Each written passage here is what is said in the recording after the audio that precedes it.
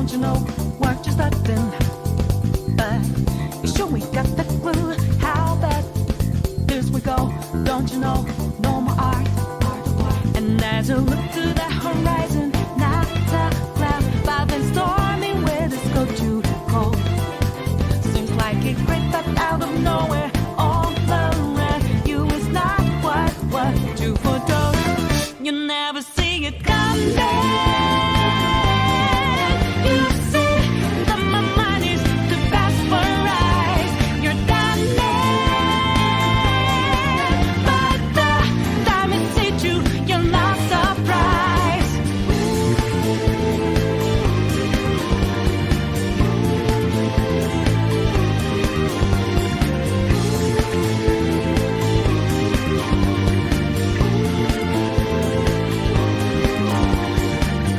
Think you got your game found out.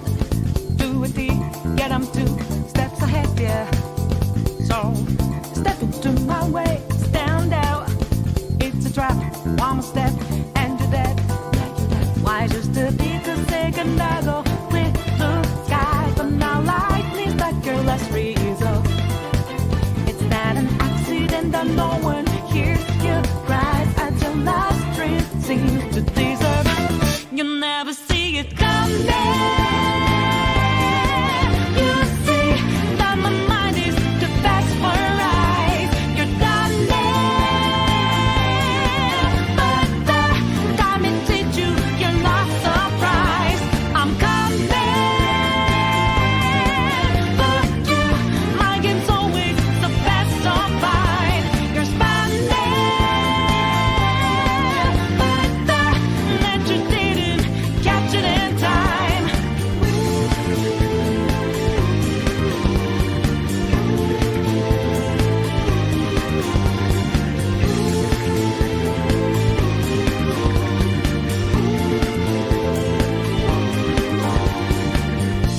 Better think about your game. Are you sure your next move's the right one for you?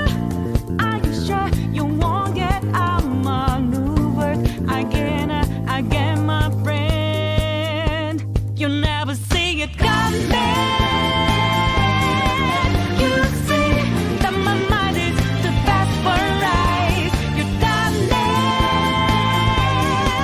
but the time it hit you, you're not surprised. I'm coming for you. My game's always the best of mine. You're spanning, but the net you didn't catch it in time.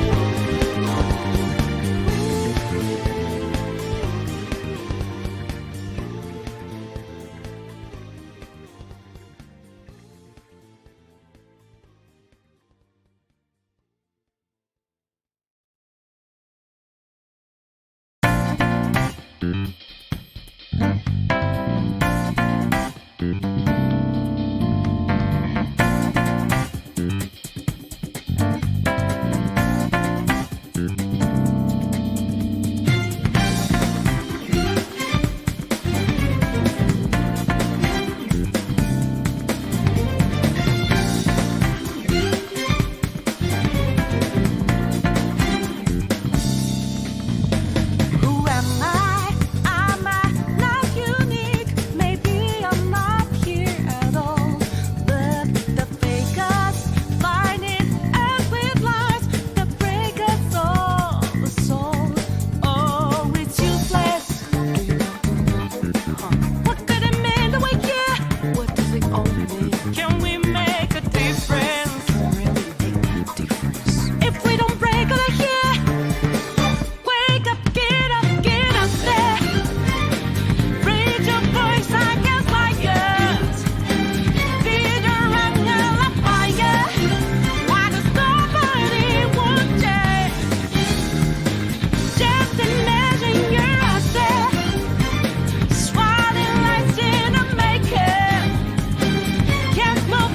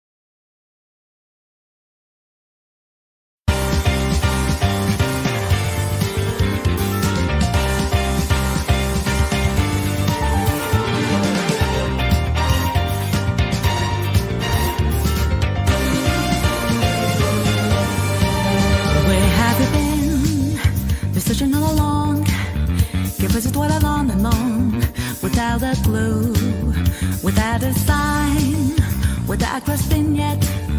The real question to be asked, where have I been? I'm a shapeshifter at this masquerade, hiding both space and mind, or free for you to draw. I'm a shapeshifter, what a should I be? Please don't take off my mask, revealing dark.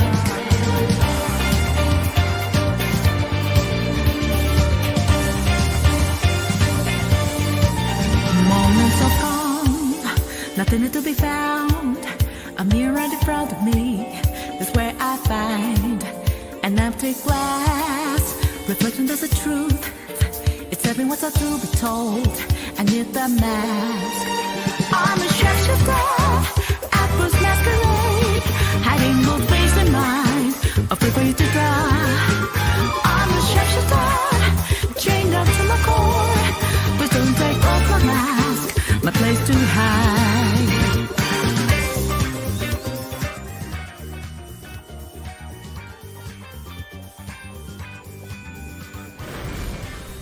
Okay, what is up, everyone? Welcome to the show, OJ Live. I think I had a good way of naming it.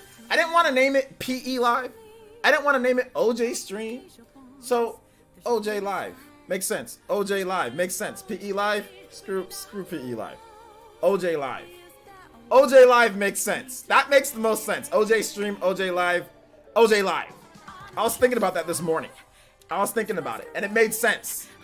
PE Live is dead. OJ Live. OJ Live. Welcome, everybody. Thank you guys so much for joining me today. I do appreciate each and every single one of you guys. I really do. Thank you guys so much for being here. Thank you guys so much for being here. Today we got a good show. We're going to be talking about Ninja, my favorite streamer. No, Ninja's not my favorite streamer, but no, he's a very important figure in the gaming industry, or in the streaming business, or in the streaming whatever community. So we're definitely going to talk about him for a bit. We're not going to spend all day talking about Ninja, because I know there are some people already saying like, hey, you know, we're not going to spend, you know, let's not spend all day talking about Ninja, because we're not going to spend all day talking about him. But we are going to talk about what this means for the gaming community and what this means for Microsoft, because this has a direct impact on Xbox One, or sorry, the next Xbox. The next Xbox. I guarantee you, whatever they paid Ninja, they will make that back when the next Xbox comes out, because we already know what's happening here. He's going to be a shill for the next Xbox. He has to be. Remember, John from Spawnwave brought this up, but I was thinking about it myself too, but he said it on Twitter. Ninja first started as a competitive Halo player. At least that's where his roots were. I know he might have done some stuff before that, but he got big on Fortnite, like super massive, like superstar, but he got like notable on Halo, competitive. They're going to shill him and Halo together. It's going to be like a package. It's going to be the next Xbox, and it's going to be Halo Infinite. And it's going to be, you got to get this because he's playing it. That is going to, that's huge right there. That is huge. That is something, and we're going to talk about that. Because I can see that he's essentially it seems like he's a Microsoft employee at this point. Because it seems like his exclusive deal is definitely big. It's like an NFL contract or something like that. It's like however many years exclusive for this amount of money, you know? So he no longer has to worry about Twitch subs. He no longer has to worry about ad revenue. He no longer has to worry about any of that. He's got a salary, like a straight up salary, you know, as an employee to work with Mixer, you know, which is good for him, good for his family, good for his future kids. His generations beyond generations are probably going to be rich because of what he's doing now. So that's good. So anyway, let's go ahead and let's get into the Ninja news for the day before we go into that, more into all of that. So today we had a Fire Emblem kind of pseudo review of Fire Emblem. So if you have not seen that, please make sure you guys check that out. Check it out on the channel. Please make sure you check it out. I'll be more than happy to do so. I'd be more than happy to link it for you guys. Check that review out. Make sure you put it in your watch later list. Ruby-chan, I need you to calm down in the chat, okay? Calm down, please. Just enjoy the big streams, man. Enjoy the streams. Enjoy the free content, okay? Just calm down just for a bit, all right? All right, so let's see here. So Fire Emblem, Three Houses, kind of like review. I'll probably have another video up talking about the game once I beat it.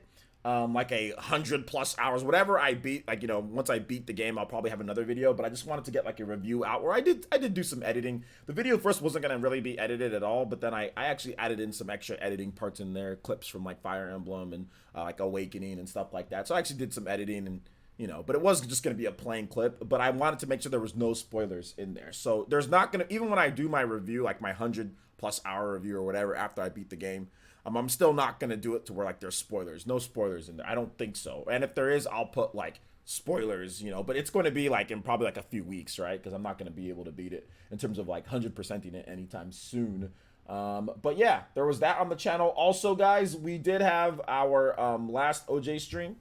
Or OJ Live from yesterday, the one with EA and all. That's finally up, so if you want to watch that, you can definitely do so. All the videos from the previous day, not yesterday, but the day before, with the hero gameplay, the OJ stream, Switch sales, all of that is up. Make sure you guys check out also my Switch sales kit 50 million. All those videos are up on the channel, so make sure you guys check those out. All right, if you have not noticed, I did put a link in there for you guys to retweet the stream. So if you guys want to retweet the stream, that would be great. Let people know that we're streaming. That'd be fantastic. Real quick, we also have some shout outs overnight. So thank you guys to everybody who subscribed. I appreciate it. Chad Ramos and also Sandre. Appreciate that. Triforce of Kaz and Welsh Chris as well. Thank you, man. Oh, light skin Malik as well. Thank you. Appreciate that. Light skin boys in the house. Not me, but light skin boys. But all right, let's go and let's get into the shout outs here. If you're here in the chat, feel free to give me a hi, say hi. In the chat, be more than happy to do so. Let's see. I'd be more than happy to sub to your Mixer account of yours, but for now, Twitch is if Twitch is frequent, I need to save money for college a bit. I'll stay sponsored on YouTube. It's all good, TH3. You can do what you need to do. Yeah, I'll probably do Mixer too, because obviously, you know, Ninja's gonna bring in a lot of people to Mixer. From what I hear, you can multi-stream.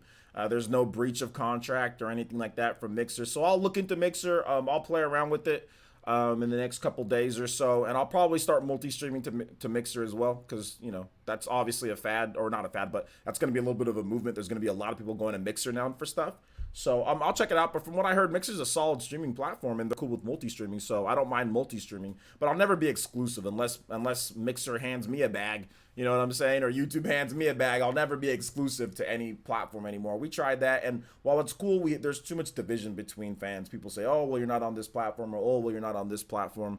You know, so I don't think I'm ever gonna take any, you know, I'm never gonna willingly like just go exclusive on one platform. We're just gonna be on YouTube, and if we can multi-stream, we can multi-stream. So I'll probably do that. All right, so let's go ahead and get into more of the shout outs here. Let's see here. Gabe Com, Aron, what's good? How's it going? TH3's here. What's good? I think I saw David. Was David in? Was that David in? I'm not sure if that was him. Either way, Dior Wilson, what's good? Kaido J, Vision, Party Man, Fire Blast, Red Enigma. What's up, guys? Jumpmon, Jen Join. Yo, what's up, Jen Join? Good to see you here. Let's see here. Amiibo Fan, J2 Blue. What's up, J2 Blue? Sexy Jutsu Originator. Gunslinger says Mixer is pretty cool. Okay, I'll check it out, guys. I'll check it out. Oh, one more thing for Ninja News. I wanted to wear my shirt because I finally got around to recording the Hunter Hunter video. It is recorded. Now all I got to do is edit it tonight. Hopefully, it's going to take me a little bit of time to edit it, but it should be done tomorrow morning. So hopefully you guys enjoy the Hunter video tomorrow morning. I can get it edited. I think I can. We have the PE podcast tonight too. So I'm going to be up late editing. But yeah, I got the video shot. It was fun to make. Some nice jabs. It's a Hunter video, but it's also jabs, or it's also talking about Bandai Namco, their exclusive deals, Naruto, Dragon Ball Z. It's kind of a little mix of everything. So hopefully you guys do enjoy that. Tomorrow morning, 6 a.m. That will be up on the channel. So hopefully you guys enjoy that. Or if it's not up tomorrow morning, 6 a.m., it'll be up Saturday. It'll be up Saturday morning, and maybe even a premiere. I'm not really sure, but either way, yeah. All right, so let's go ahead and continue on here. Alonzo Vines, what's up, man? Some dude, what is good? Jetty, what's up, Jetty? Universal Juan says wasabi. All right, Universal Juan says wasabi.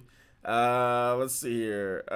Anime Essence now. Anime. Well, it's talking about video games. Usually, when I talk about anime on the channel, there's gonna be some tie-in to video games. I'll probably do stuff where it's just like anime as well. But yeah, I am actually starting to bring in anime content to the channel. So you guys should be getting at least, one anime themed video a week, maybe more if it's successful. We'll see though. We'll see. Just trying to add some new elements to the channel. To kind of get more people to come through. Also, I wanted to announce, actually, we'll talk about that in Astral Chain Month. But either way, yeah, shoutouts. Yo, Dank Meme, what's up, man? How's it going? Let's see here. Ruby Chen says, sorry, it was a ninja meme. Okay, I don't watch ninja like that, so I didn't know it was a ninja meme. My bad, dude. Or whatever. Let's see here. Hunter x Hunter is not for me. Why is Hunter x Hunter not for you? Why is it not for you? Explain. The weeb revolution is, be honest, rise up to the brethren. It's not about being a weeb. It's about being what's just and what's right. Hunter x Hunter is amazing. It's what's just and is what's right. Yo, what's up? Sup Mango? Sup X Mango? How's it going, my boy? Good to see you here. All right. Yeah, paid in Sony water. That's not enough for me, man. I have to have more than Sony water. I have to be paid it more than Sony water. Let's see here. We need another season. We do need another season, but we also needed a good video game because the video games in the Hunter x Hunter franchise are absolutely atrocious. Worse than us not getting another season is the fact that there's not a good Hunter x Hunter game. There's not a single good Hunter x Hunter game. Maybe outside of Hunter x Hunter, there's a card game. I think Greed Island on the Wonder Swan or Wonder Song or whatever, or Wonder Swan, or something like that. I was going through. I still need to do some more footage and gathering and everything, but from what I understand, from what I've seen, my eye test, the Hunter x Hunter games are really bad. Like all of them are bad. Let's see here. Andy Mine with the $1 donation through Streamlabs, and he says, so you're mixing up, right? Not gonna be here for night, or got a doctor visit early, not gonna be here tonight or for the night. Got a doctor's visit early tomorrow. As for the song Sonic Adventure Pleasure Castle. All right, shout outs. Thank you so much, Andy. That does make you the top stream ninja for this stream. So thank you so much for the $1 donation. I appreciate that. Let's go ahead and get your name up here first so I don't forget. With the $1 donation, top stream ninja. Thank you so much. Appreciate that. And let's get your music going too, shall we? If I can actually do this. Okay, cool.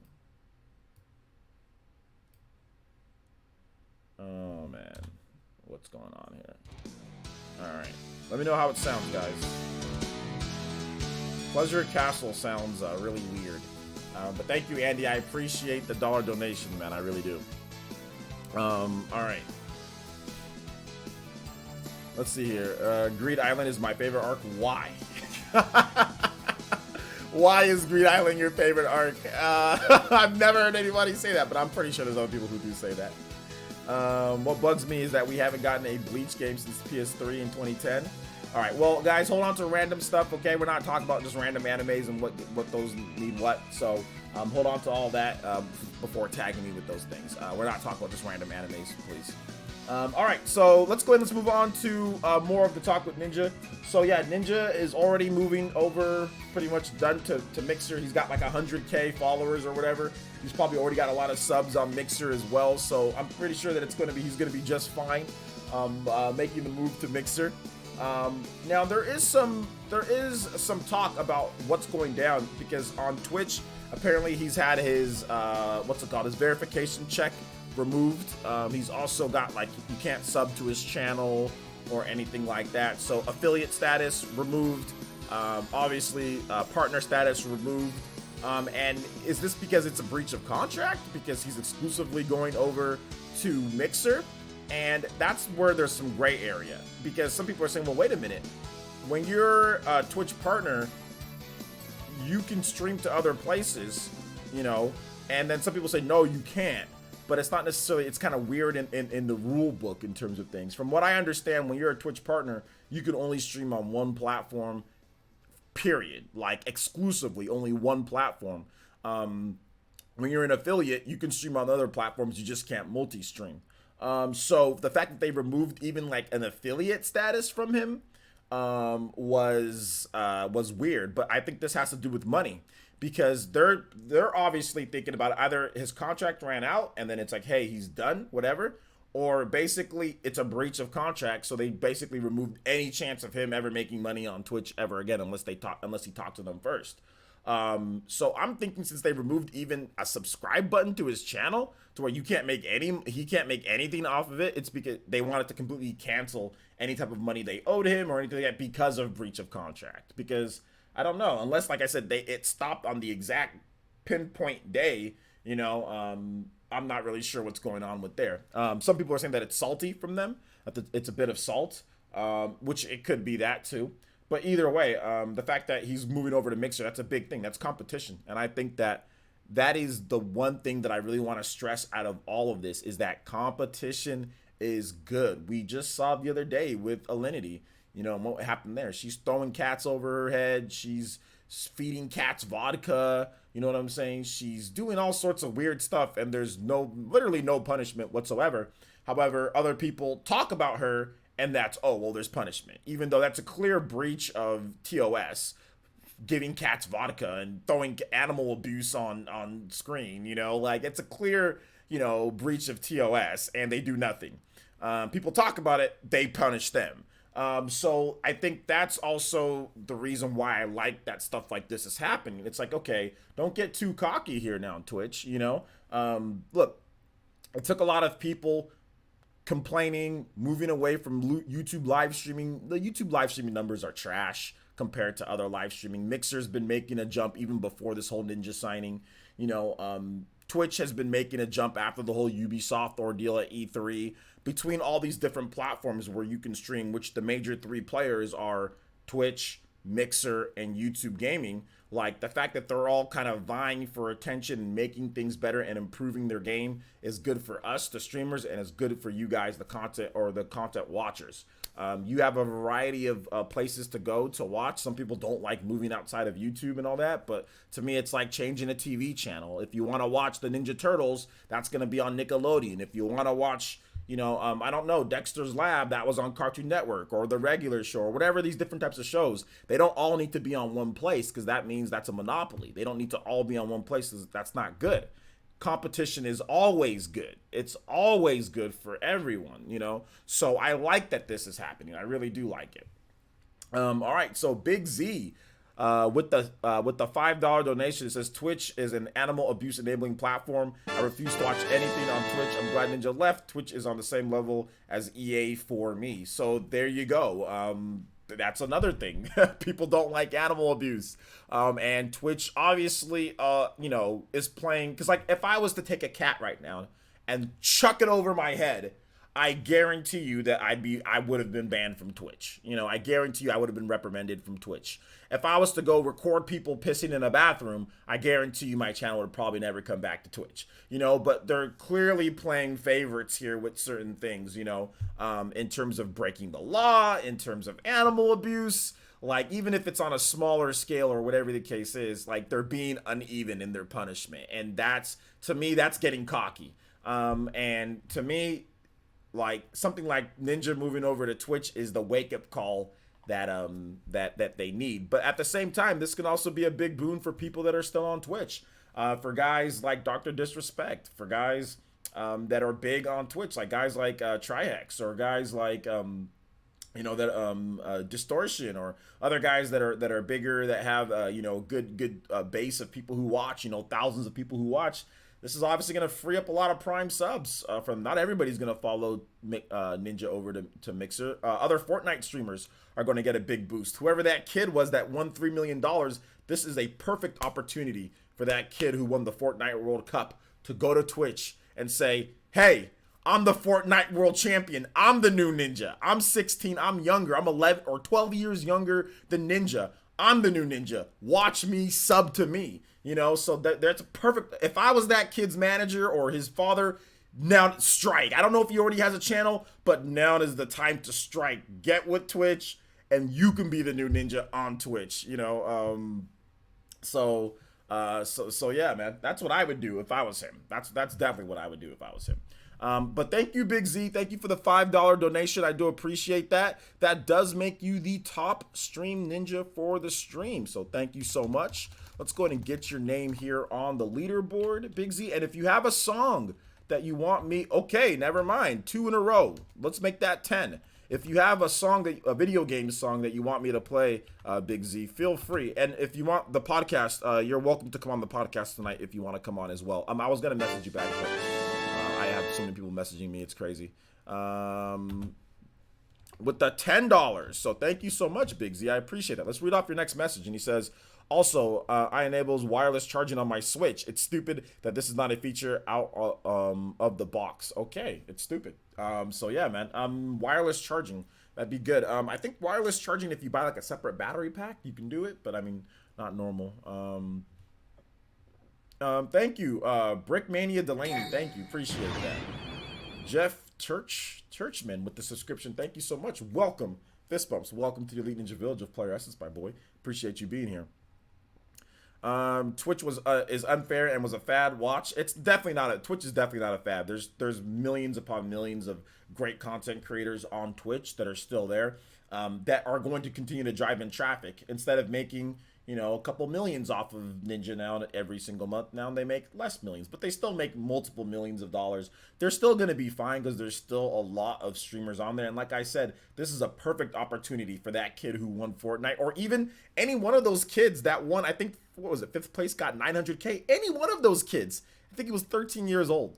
Any one of them can hop in. You know, this is the perfect opportunity for any one of them, or people that are already established, because Ninja's not the only Fortnite streamer. There are other big Fortnite streamers as well. This is an opportunity for any one of them to rise up. But to me, that kid that won the Fortnite World Championship, dude, sees this opportunity. I would tell him he needs to go there. He's got the money, obviously. He's got the fame. He's got the talent. He needs to go to Twitch and be that guy. Does anybody know who that kid actually is? Like, if he already streams or not? So yeah, yo, what's up, Chips and Sticks? Let's see here. The top Twitch streamers hate Twitch and are leaving. Doc said he's leaving too. They're going on strike. When did Doc say that he's leaving? I don't remember. I don't recall him saying that. Did Doc say that, or you just? I mean, you have a blank avatar, so I'm very what's it called? Wary of what you just said. So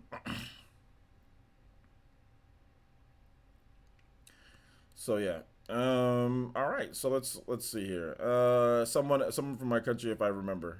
All right, so any other thoughts on this, guys? Let me know. Check live stream fails Reddit. I'm not gonna check live stream fails Reddit. I want to see just some actual proof. I mean, I'll research it myself. I just don't know if I'm not gonna check something called live stream fails Reddit, unfortunately. That's not an accurate source of information for me. No offense to live stream fails Reddit. But we'll see. We'll see when Doc actually moves over and it's on the, he makes an announcement, because he's big enough to where he's going to make an announcement on that. Then that will be confirmed, but not a live stream fails Reddit, because Doc is a character. He's not a, you know, he's not an actual, I mean, he's a person, but he's also a character too. So you don't know if he's joking around. Yo, OJ, no longer streaming on Twitch. Oh no, this is definitely Twitch. I don't know what you're talking about, Neon Black Beast. This is definitely Twitch that we're streaming on. Let's see here. THC says, I read on ESPN that Kyle is guest streaming with Ninja on Mixer. Kyle ain't gonna be able to even start on Twitch. Oh, okay, so Kyle is guest streaming on Mixer with Ninja. Okay, to boost his own profile. You know what I'm saying? So maybe he goes on Mixer too. You know, so maybe that's the case. But yeah, I mean, if I was Kyle, that's the guy who's the Fortnite winner or whatever. Yeah, I'd do that too. Heck, if they said, yo, OJ, you can't come back to YouTube, but you can guest stream with Ninja for your one opportunity, I'd be like, all right, bye YouTube, never coming back. I'll just go to Mixer. That's all you do. You might get 70,000 new followers from just guest streaming with Ninja one time. It might be worth the risk. Oh my gosh. Yeah, well, like I said, Cold Outsider, let's wait till there's an official announcement. There's no official announcement yet. That's live stream Reddit fails. And once again, let's wait till there's an official announcement. Golden Oracle says, just at work, but the whole, what's this whole business with Ninja? Well, we're talking about it right now. Basically, like it says here in the chat or in the title, Mixer signs Ninja to exclusive streaming. So Ninja's going to be streaming only on Mixer from now on. And Mixer is owned by Microsoft. So Ninja used to play Halo. So you're putting 2 and 2 together, and obviously Ninja's gonna shill the new Halo game. Like it's just that's a fact. I think at this point, Ninja's gonna shill the new Xbox and shill the new which when I say shill, I mean it in a good way because he's working. This is his job. So yeah. So basically that's what's happening here. They wanted Ninja. He was worth it as an employee. And I think he's definitely going to, once Halo Infinite comes out and all those sales come in from Halo Infinite, because Ninja's playing Halo Infinite every single day on his channel, on Mixer, I think he'll be worth it. It'll definitely be worth whatever they're paying him, which is probably multi-million-dollar deal, you know? All right, let's see here. Gunslinger says, if Mixer keeps making big moves like this, I can see them skyrocketing into more than what it is now. Well, they've already skyrocketed more into what it is now. I don't think they can make a bigger move than Ninja. Ninja's the biggest gamer in the industry, so it won't get any bigger than this. But at the same time, definitely they're definitely far more popular now than they were yesterday. That's for sure. So yeah. One of the mods explained to people who just came in, because I can't continuously repeat the same thing over and over. All right, so Mixer will stay as relevant as Ustream. Mixer will stay as relevant as Ustream. What is as relevant as Ustream? Who's the big streamer on Ustream compared to Ninja on Mixer? Who's the big Ustreamer that's anywhere near the size of Ninja? How can you even compare the two between Ustream and somebody and a platform that has Ninja exclusively? How is that even a thing? Ustream is dead. Mixer is not. Mixer has Ninja. Ustream does not. So how is it going to stay as relative? What did Ustream ever do that was anywhere near the size of signing somebody like signing somebody like Ninja? What did they do? Can you hop into a game with a streamer on Mixer straight from your Xbox or PC? I don't know. I don't know about that. I don't use Mixer, so how would I don't know about the features of Mixer.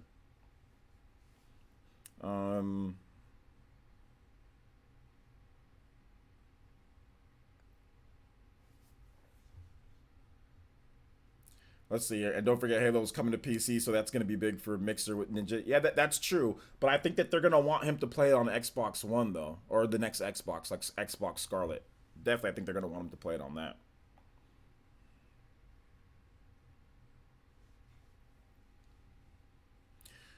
So, yeah. Any other thoughts on this, guys, before we move on to the next topic? I think it's a good thing to move on to the next topic. So... all right, let's go ahead and do that. If you guys have thoughts on it, I'll read them off, but we're gonna go ahead and move on. And next up is Astral Chain month. So I'm proud to announce that we will be having a giveaway for Astral Chain this weekend. We will announce the winners for the giveaway of the Fire Emblem 3 Houses pin sets. So we will announce that, and then also we are going to be announcing a new giveaway which will be starting this weekend for Astral Chain, a digital copy of Astral Chain. Remember, guys, it will be a North American copy, but you will be able to play it on any Switch as long as you have an account for North America. So we are giving away a digital copy of Astral Chain, and the winner will be announced a week before the game comes out. A week before the game comes out. So on August. The game comes out on August 30th, so we will be announcing the winner on probably the 23rd. So I'm gonna have the what's it called, the giveaway live tomorrow, and then it'll be on Gleam. So you have to go on Gleam. You have to be a subscriber as well. And then we will announce the winner on the 23rd. So if whoever wins, you don't have to buy the game or pre-order it or whatever the case is, or you can cancel your pre-order. So don't pre-order the game. If you're looking at getting it digital, don't pre-order it until maybe after that point.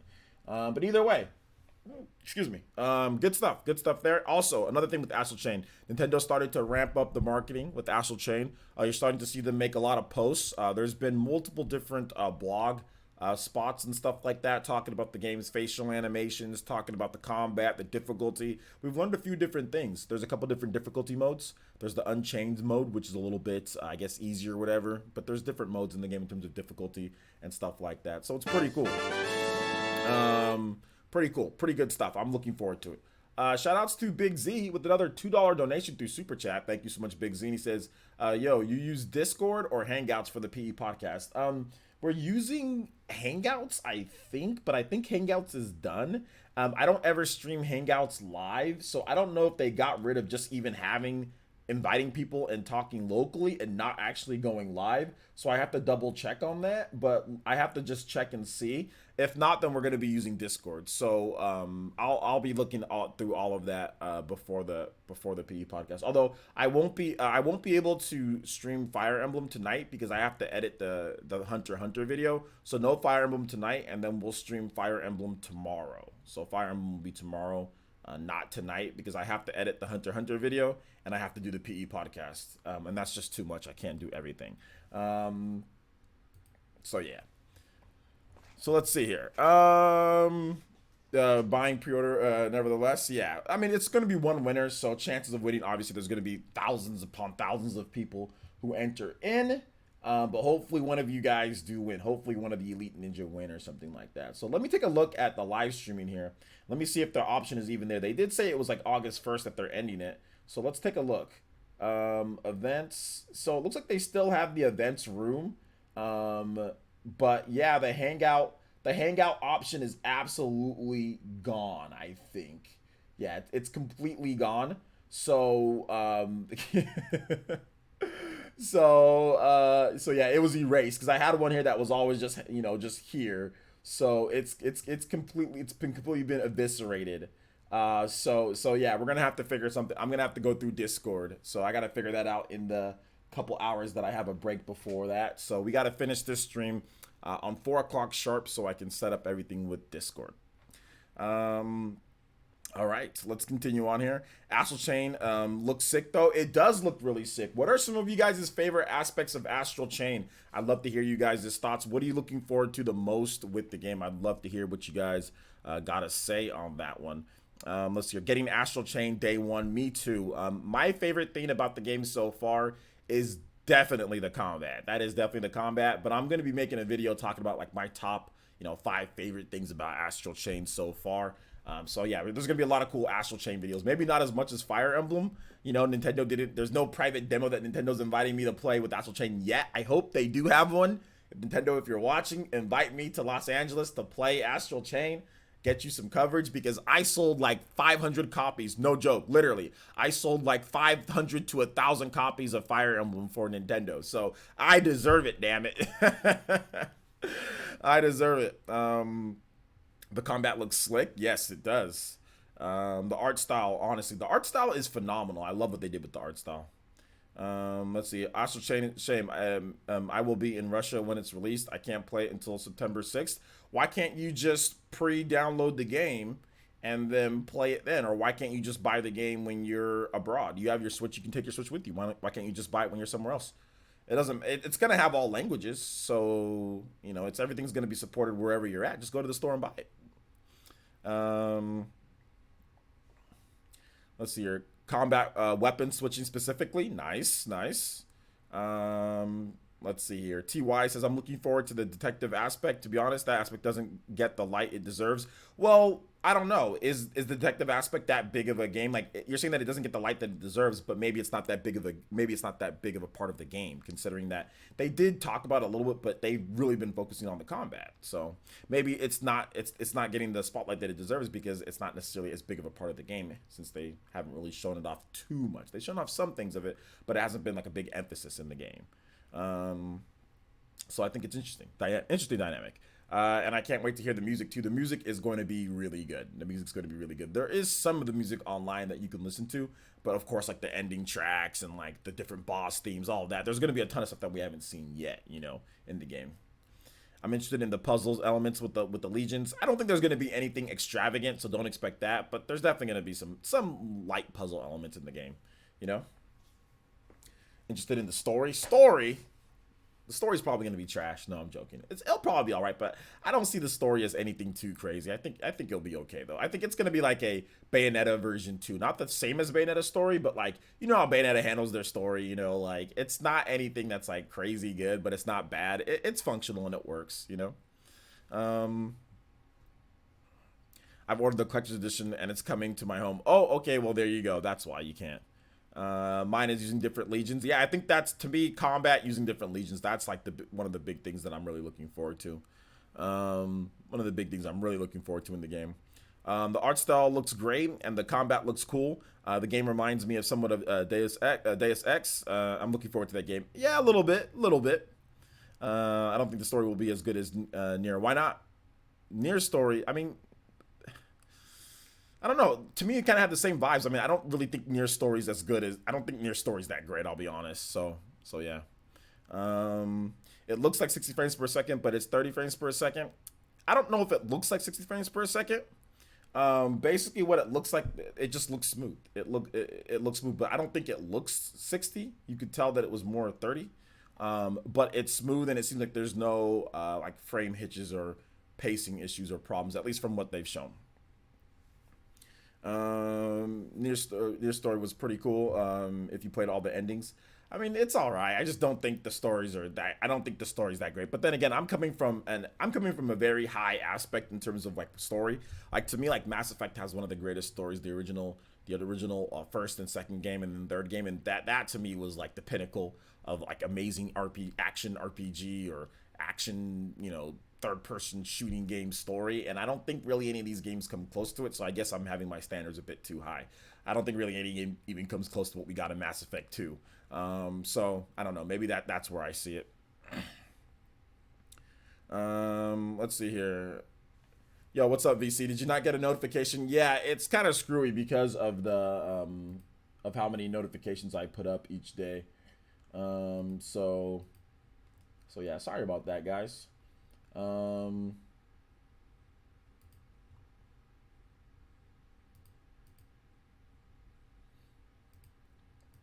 Terribly sorry about that.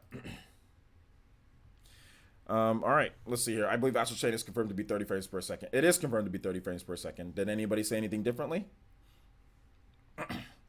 Let's see. S. Spencer says, I just got done with Bayonetta 2, so I'm really looking forward to another game.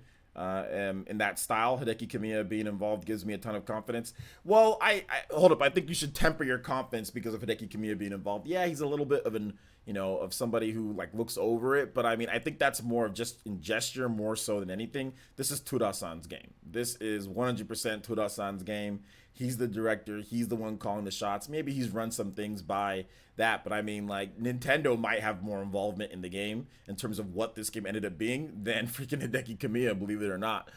So just, be careful about that. This is Tura-san's game, so maybe I don't think you should be getting all sorts of confidence just because Hideki Kamiya is involved somewhat. And Hideki Kamiya is almost reminding me of Miyamoto in some ways, where he's just kind of looking at a lot of different things, but in terms of his own game and what he's doing, because like he's executive producer or whatever, overseer on lots of stuff that Platinum Games does, but he's not the director of the game, and he's not doing anything like hands-on. So it looks like he might be running a couple ideas back and forth, but Tura-san is the man. So he's the guy who did Nier. He worked on Nier. He was one of the big producers on Nier. Wasn't the sole producer, but he worked on it, and now this is his first game. So yeah. Let's see here. Astral Chain, in my opinion, has the greatest shot for a Switch exclusive to win Game of the Year. In my opinion, I think Fire Emblem has a really good shot as well. I think Fire Emblem has a really good shot. Looking at the average review score, the only thing that I think that Astral Chain could get knocked down a little bit for is content wise. Maybe it's an 85. What if it reviews? Because I mean, it could be underneath Fire Emblem.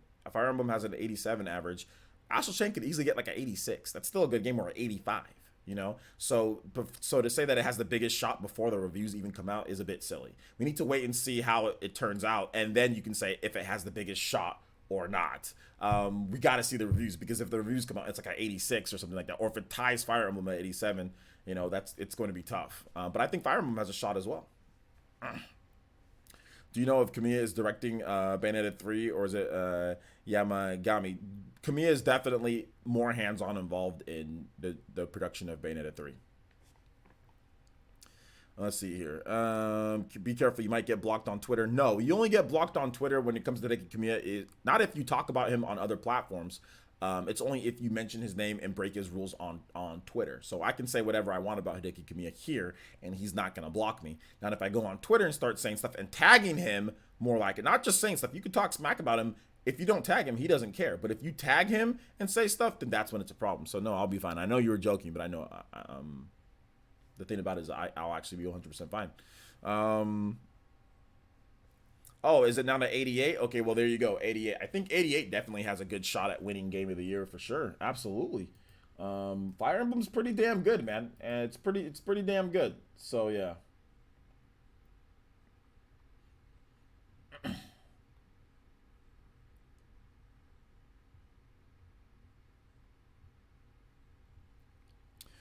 All right. Astral Chain will likely be better than most of the big seller Switch games, aka Pokemon.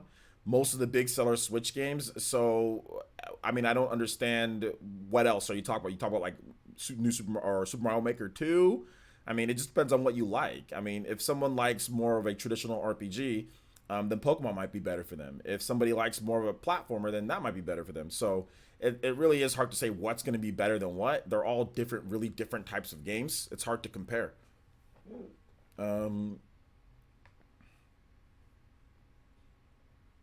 Let's see here.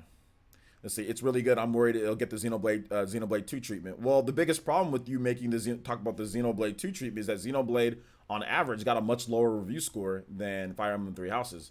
Fire Emblem Three Houses is in the 88 range, whereas Xenoblade is in the 82 range. So believe it or not, that extra 5-6 points or whatever the case is, that's a big deal in a lot of people's eyes.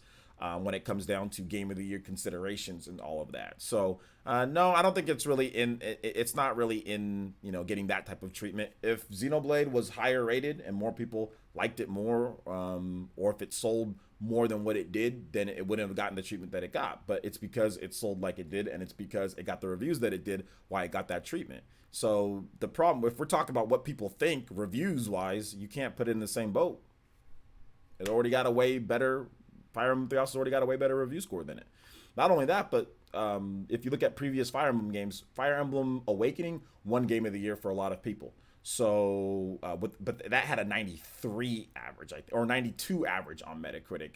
Fire Emblem Fates had an 88, and Fire Emblem Fates won Game of the Year for some people. Not everybody gave it, but it did for some people. It was definitely Game of the Year considerations. So I don't think so. If you're looking at the previous Fire Emblem games, the previous ones have been in consideration, have been nominated, have won it in Awakening's case. So I think it's a little bit silly to compare it to Xenoblade. Let's see here. We all know Garfield Kart is going to win Game of the Year. Yeah, Garfield Kart, exactly.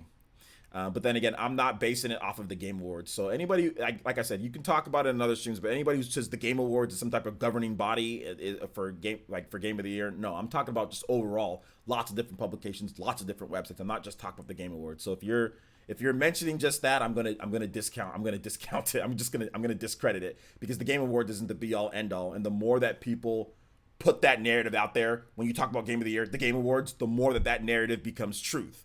And I'm getting kind of sick of that narrative being the standard for the gaming industry, and for people talking about Game of the Year as if the Keeley Awards is the only place where people dictate Game of the Year, which is ridiculous. Absolutely ridiculous. Considering that, heck, a lot of games don't even qualify for it because there's a cutoff date. That's ridiculous,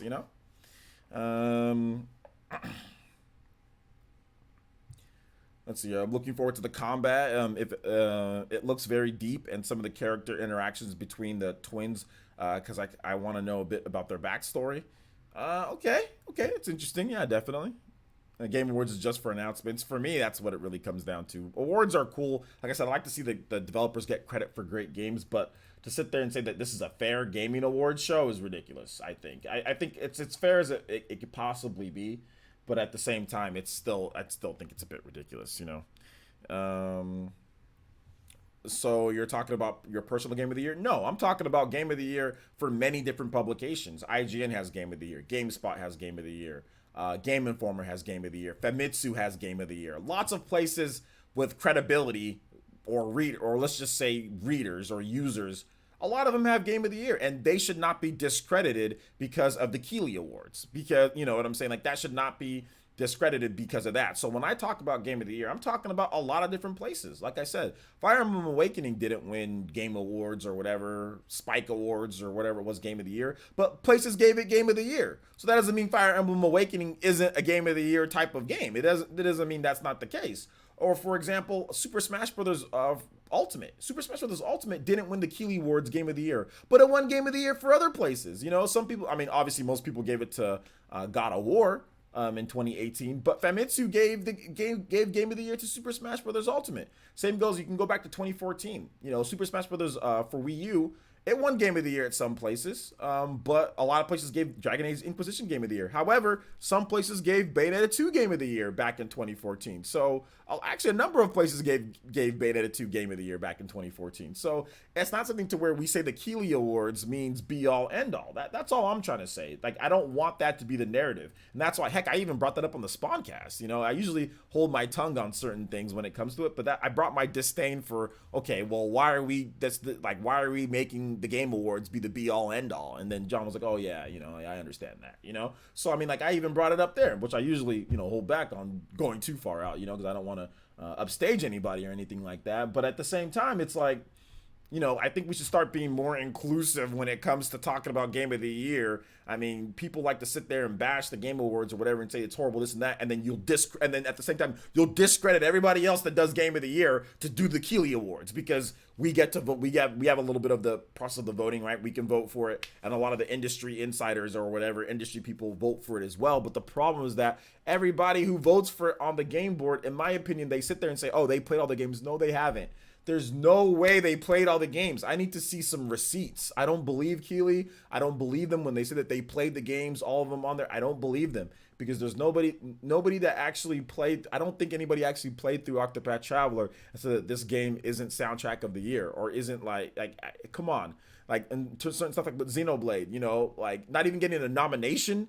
Obviously, they didn't play Xenoblade. People aren't actually playing the games. They'll tell you that they are, but they're not. There are certain games that aren't being played, and that's why they're not getting consideration. You know, I'm still mad at how Octopath and Torna got robbed for soundtrack. Exactly. Like, how can you sit here and tell me that Torna and Octopath aren't worthy of soundtrack? You know, like that's ridiculous. You know, that's ridiculous. Torna's soundtrack was absolutely nuts. Absolutely nuts. You know, it's so good. It was such a good soundtrack. So this is just it's a weird thought process for me. Weird thought process, but hey, it is what it is. It is what it is there. So yeah, I appreciate the VGA for the grandeur, but Jeff Keighley lacks integrity. I don't know if Jeff Keighley lacks integrity. I think that it's almost impossible to tell all of these people that are in the industry to play all of these games. I think that's the biggest issue that I have, is that there's no way that they can play all of these games. If I don't know if you guys know the daily routine of somebody who works at IGN or somebody who works at Game Informer, but I'll tell you this right now, it's not pretty. Okay, working for these companies, it's not pretty. It's not like you get to play a variety of games and you have infinite time and all that. There's deadlines, there's budgets, there's problems, there's other stuff there's a lot of writing, there's a lot of stuff that you got to do, and you don't have time to go through Dragon Quest XI-S, Monster Hunter World, Xenoblade Chronicles 2, Torn of the Golden Country, Octopath Traveler, Ys 8 Lacrimosa of Dana. There is no way these people that are on this board can sit there and play all of these massive RPGs to get a real winner of, okay, we know what the RPG of the year is. They just pick one that they enjoyed the most and say, all right, here's my pick. Or they just go off of what somebody else, oh, that got good reviews, I'm going to pick that one for RPG. These people don't play all that stuff. Now, don't get me wrong. Some of them probably play a lot of games. Heck, Dreamcast Guy plays a lot of games. But I think if you're a YouTuber, you probably might, if you're a YouTuber like Dreamcast Guy, you're probably more qualified to vote on the Game of the Year awards than a lot of these people that actually get an actual vote, because Dreamcast Guy shows us the receipts. You know what I'm saying? He shows us the receipts with his reviews on his channel. Whereas a lot of these websites, they have two people doing things. They'll have somebody who plays the game and somebody who writes the game, where sometimes it doesn't match up. You know what I'm saying? So, like, to me, it's like, I can't take that seriously when there's so much secrecy, not secret, but like there's just so much there's a fog kind of surrounded by it because there's no receipts. So since there's no receipts, I can't take it seriously as if they've qualified since they didn't play every single game. So that's my thought process on it. So you shouldn't take it so I don't take it like 100% serious. Like, I like the Game Awards. Keeley is doing something that's cool. Because, like, look, it's not like somebody else was doing this and he's trying to steal it from somebody. Nobody was doing this in the first place. So he's been able to put together reveal events for stuff like Joker, for the Zelda DLC, for Marvel Ultimate Alliance, for Bayonetta 1, 2, and 3. That's amazing. That is phenomenal. We need Keeley around. If he's the one that gets stuff like that announced, because nobody else was doing it, if he's the one that can bring everybody together to get that stuff announced, then God bless Keeley for doing that or whatever. You know what I'm saying? Like, that's great. So I'm not hating on him for that. That's a good thing. What I'm saying is that it's impossible to actually get a legitimate in terms of, okay, I can trust the 100% process of this. And it's not because they're trying to be shady. It's because there's only 24 hours in a day. You've got to sleep for at least minimum 4 or 5 hours. So, and then you gotta work, you gotta write. There's no way that you can sit there and play all these damn video games all day. And that's what I've been trying to tell you guys. There's no way real adults can sit here and play 5 billion games a year unless that was your only job for the most part, like Dreamcast guy. And even then, he gets burnt out on playing so many of these different games and he gets tired and loses sleep. It's tough, it's not easy. And these people that work in San Francisco and work in Los Angeles they're stressed. They have all this other stuff going on. They got families. There's no way in hell they're doing all this. That's all I'm trying to say. Shout outs to Matthew Hammond with the $3 donation. Says, I do not have time to watch OJ all the time. I do not have time to play all the games I have bought. Well, that's true. Everybody like I said, there's only 24 hours in a day and you've got to sleep for a lot of that. You got to eat, you got to sleep, you got to do other things. Some people exercise. There's all sorts of other stuff that you got to do. You can't sit here and play 10, 15 RPGs to find out what the best RPG of the year is. That's impossible. Impossible. Nobody does it. Not a single person does it. I just look at review scores. Shout outs to Matthew Hammond. Thank you for the $3 donation. I do appreciate that. Thank you. Let's see here. I've been ranting for some time now. Some dude says there definitely needs to be some confirmation that somebody is actually playing these games through, or at least have people set aside for this kind of stuff. Understand the time probs. Yeah, to be honest, I don't even want there to be some type of verification. I don't care. I care about the spectacle. It's the grandeur. That's really it with the Game Awards. It's a big show at the end of the year. They've got big reveals. They're incorporating, back in the day, Nintendo didn't used to participate in like the Spike Awards and stuff like that. So it was kind of sucked for Nintendo fans. So it was really kind of like the Microsoft and Sony Awards. But now Nintendo's actually participating. So I appreciate that. I appreciate them being there. I appreciate the show. I like it. And I don't even care, in terms of that. Like, what I'm trying to say is that, like, I don't understand why it's like people look at that as if it's like the thing there,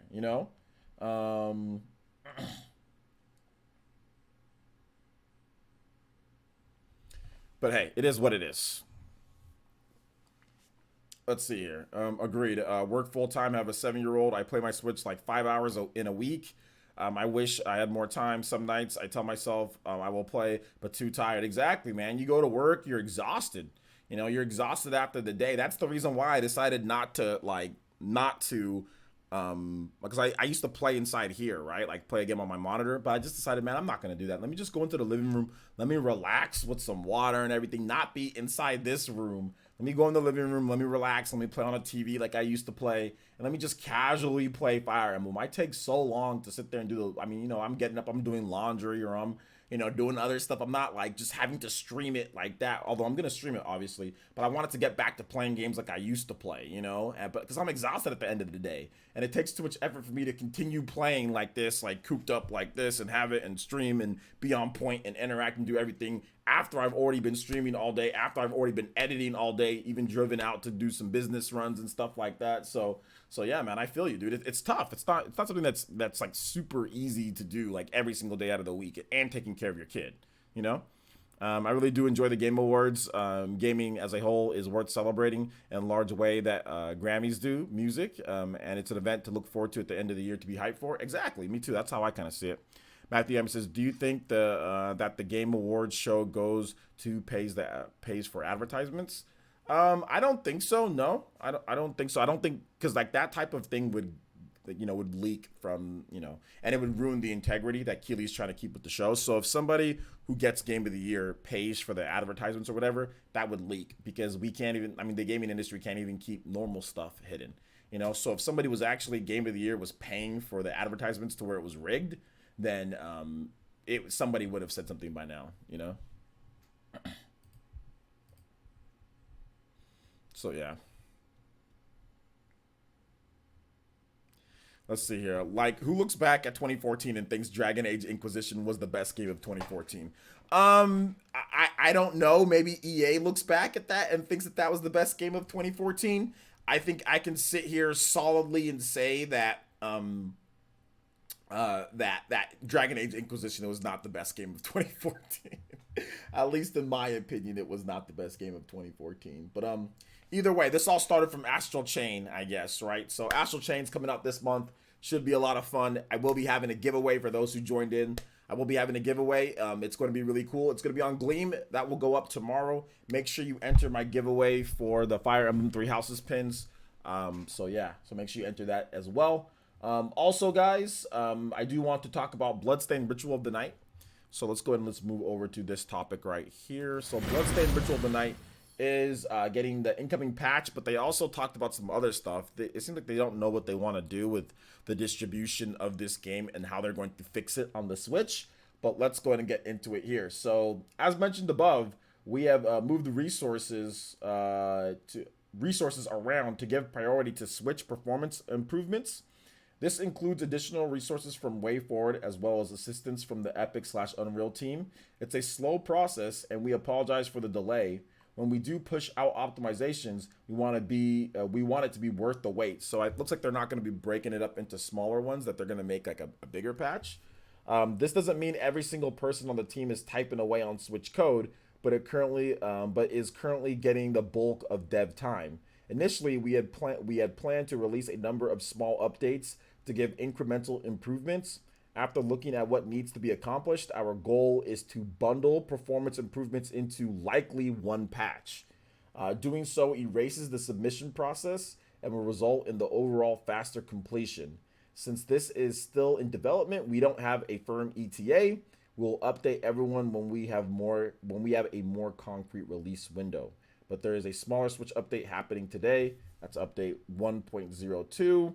It's pushed live right now. Bug fixes and balance update, localization stuff. So all the stuff that they talked about before, nerfs, buffs, all that, whatever, map features. But it's not the performance stuff that people are really wanting and looking for the game. Looks like they're fixing some of the crashes though that people are having, those type of bugs. But I think that this was handled very, very poorly on, on IGA's part. Like, to not have the Switch version the priority from the beginning, I think was a huge mistake, and I think cost them quite a number of sales in the long run. I don't think this game is selling anymore. I don't see it on the eShop sales. I think it's there in the top, but I'm not really sure 100% like where exactly it's at. But this could have been a big seller, like a Cuphead type of seller on the eShop. This could have been a lot bigger, but they obviously didn't prioritize the Switch version. They prioritized the PS4 and Xbox One version because they had a smaller team. They needed to they needed to hire WayForward, bring them on late. The development of this game was it was a mess. The development of this game overall was a mess. They still put out a pretty damn good product for the development being so long and being very strenuous on IGA and the team. So I'm not blaming all of them for that. I think that this type of development, considering the expectations and what's going on, was impossible to meet what they were trying to do, considering the scale that the game of Bloodstained is and everything that it has. It goes well beyond what an indie game usually of its size or whatever has. Goes well beyond that. But at the same time, when you get $4 or $5 million on on Kickstarter, this is what they're expecting. But $4 or $5 million doesn't get you 100% optimization, 100% quality, 100% the best of the best. It doesn't get you that. $4 to $5 million will get you a couple a few months of development time in a lot of other bigger games, you know, or even a lot of games even somewhat that size. It's not enough. Sometimes you need 10 million or 20 million, you know, or 15 million. So that's not going to get you everything that you need. So it is what it is, though. It is what it is. So anyway, let's go ahead and let's move on to the Q&A segment, guys. If you guys have questions, I've got answers. I can answer questions for about a good 50 minutes or so. So I can answer questions for a while. So feel free to drop your questions. Shout outs to Coco Kara with the subscription. Thank you so much. Welcome to Elite Ninja Village. Fist bumps for you. Thank you so much for subscribing. I appreciate that. Lavon Kaysen, what's up, man? How's it going? All right. So if you guys have questions, or if you guys have comments or random topics you guys want to bring up, feel free to do so. Feel free to do so.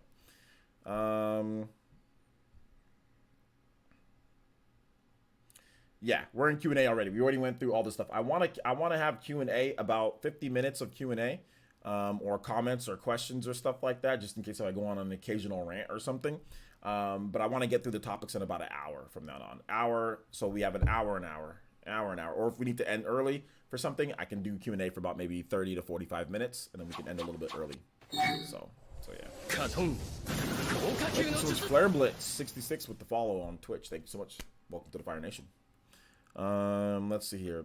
It didn't turn out like Mighty Number 9. That's all that matters. That's true. Definitely, Bloodstained Ritual of the Night is a better game than Mighty Number 9. Definitely, that's definitely true. Although I think the optimization and performance of the game, I think it ran better when it comes to like Nintendo counterpart, at least, you know, Wii U. But yeah, the game itself isn't as good. Yeah, time flies, man. We're already an hour, 10 minutes in. Let me go back up and read some of these other stuff here. Morphe's Law supposedly got an update a whole year later that fixes the game, and it's on sale for like $7.99 US eShop. Yeah, I actually got an email from them asking them to, asking me to try out the game. But I mean, I wasn't really super interested in Morphe's Law, but maybe I'll try it out at some point. Maybe I'll try it out. Does it fix the game though? Who's played the Morphe's? I think it's called like Morphe's Law Remorphed or something like that. Who's played the new version of the game? Is it good?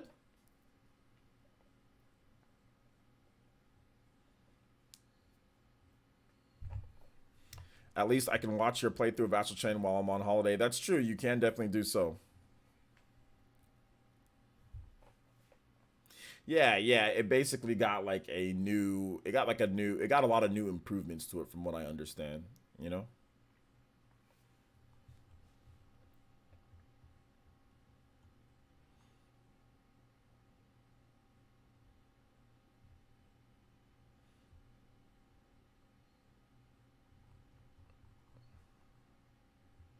I'm trying to scroll back up to see if you guys had any thoughts that I missed. T Pianist says, I really do enjoy the Game Awards. Gaming as a whole, we're celebrating in a large way. Oh, I already read that. Let's see here. Did I miss anybody else's? Okay, we got some more stuff here. Okay, now you guys are starting to come through with stuff. All right, let's see. T Pianist says, I was hyped and wanted to try Bloodstain, but news and reviews kept me clear. We'll wait for the crucial update. That's true, or you can try it on the PS4 and Xbox One. It's not bad on there. Karen Buckley, but if you want the Switch version, obviously, yeah, wait. Karen Buckley says, isn't the PS4 and Xbox One version of Bloodstain not perfect? Heard they are quite buggy as well. There's some issues, yeah, here and there with it when it comes to like frame rate and pacing and things like that. But it's much better than the Switch version of the game. Some dude says, so would you say Bloodstain is worth getting on Switch? I've been holding off on it because of the performance issues. I have a PS4, but I prefer the kind of stuff on Switch. I don't think it's worth getting on Switch right now. And I think once they fix everything, or once they do the best that they can to fix stuff, then maybe it might be worth getting on Switch. VC says, we got to ask real questions here. Where in the world is Untitled Goose Game? Yeah, David Drayton. I'm waiting on him to get back to me on that one. Let's see here. I can't wait for Baron to rant about EA at tonight's podcast. Yeah, that's going to be fun. Make sure you guys tune into the PE podcast tonight at 6 p.m. PT, 9 p.m. Eastern time. On Discord. I got to figure out how to use Discord in the next 2 hours. I thought I might be able to start editing my Hunter x Hunter video, but no, that is not the case. Let's see here.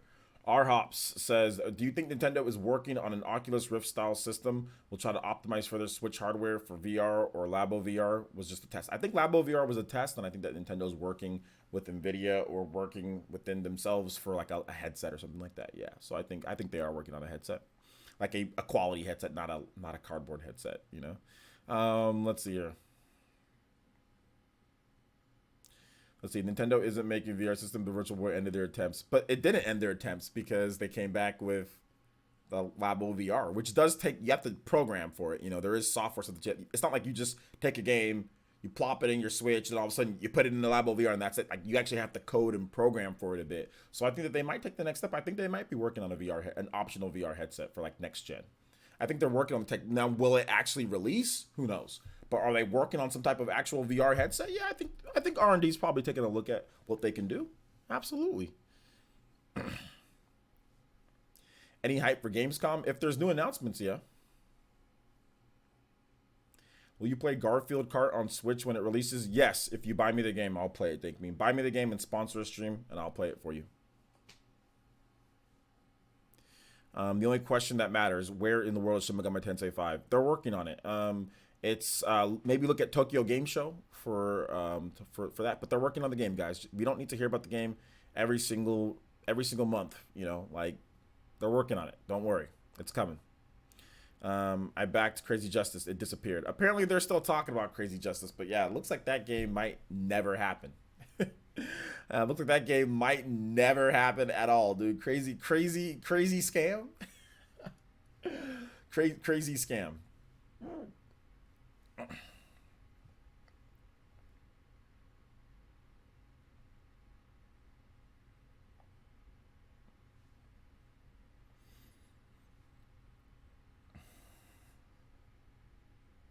Crazy Justice. Oh well, you guys are all about that Crazy Justice hype. Who's on the podcast tonight? We're gonna have Jordan, we're gonna have Baron, we're gonna have Shadow Fox, and no Abaddon tonight. And we're gonna have Big Z as well. Saul Vasquez says, I heard Witcher 3 is gonna be playable at Gamescom or whatever it's called. It must be good to have a demo playable. Thoughts? Yeah, that'd be great if it was, just so people can kind of see how it runs, how it plays, and then people can kind of make their decision maybe based off what they say there. But I mean, I have confidence that the game's going to be okay. Obviously, it's not going to run like the PS4, Xbox One, or not going to look as good as those, or run as good as the PC and all that. But I think that if they wanted the game on there, I don't think they'd put out a bad version of the game. You know. Let's see here. John says, would you prefer if Breath of the Wild 2 had the same shrine / divine beast, or would you prefer an Enuma and team removed divine beasts and added classic dungeons like Wind Waker and Ocarina of Time? Here's what I would like to have. I'd like to have classic dungeons that are optional, that are not tied into the main story. Maybe you have a couple dungeons that are tied into the main story, but I would love optional dungeons that give you awesome gear. If you find them and if you can get through them, you know, then you get great gear. You get a cool weapon. You get something awesome. But I don't want them to be, you have to go through all these dungeons. Like Ocarina of Time and Wind Waker forced you to go through dungeons. I don't want all of them to be forced. Even the divine beasts aren't forced. But I'd be down for more divine beasts and also for dungeons. I'd be down for both. Or there's probably going to be a whole new thing, since I don't think divine beasts are going to be part of the thing anymore. So I think they're going to go back to more of an Ocarina of Time or Twilight Princess type of thing. But I think that there's going to be a lot of optional ones too. I don't think it's going to be forced, but I want it to be not forced. I want freedom. That's the thing that I want the most, is it to be a free type of game that you're not required to do all this different crap, because that's actually the thing that I hate the most about Zelda games, is being forced to do puzzles that I don't want to do, or being forced to do stuff that I don't want to do. And Zelda games make you do that all the time. Every Zelda game for the most part, you know. Almost every, not everyone, but every Zelda game. All right. Mr. Pete with the $2 donation through Super Chat and says, what's up, OJ? Glad to see you back on Twitch. Thank you so much, Mr. Pete. I appreciate the $2 donation. And yes, we are back on Twitch, baby. Thank you for that.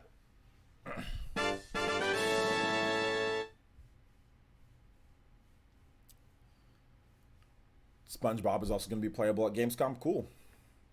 Do you think Shin Megami Tensei 5 can be as popular as Persona 5? I think it has a shot, but it depends on how good the game is. Persona 5 is really popular because the game is really good. So if the game is as good as Persona 5, then it has a shot.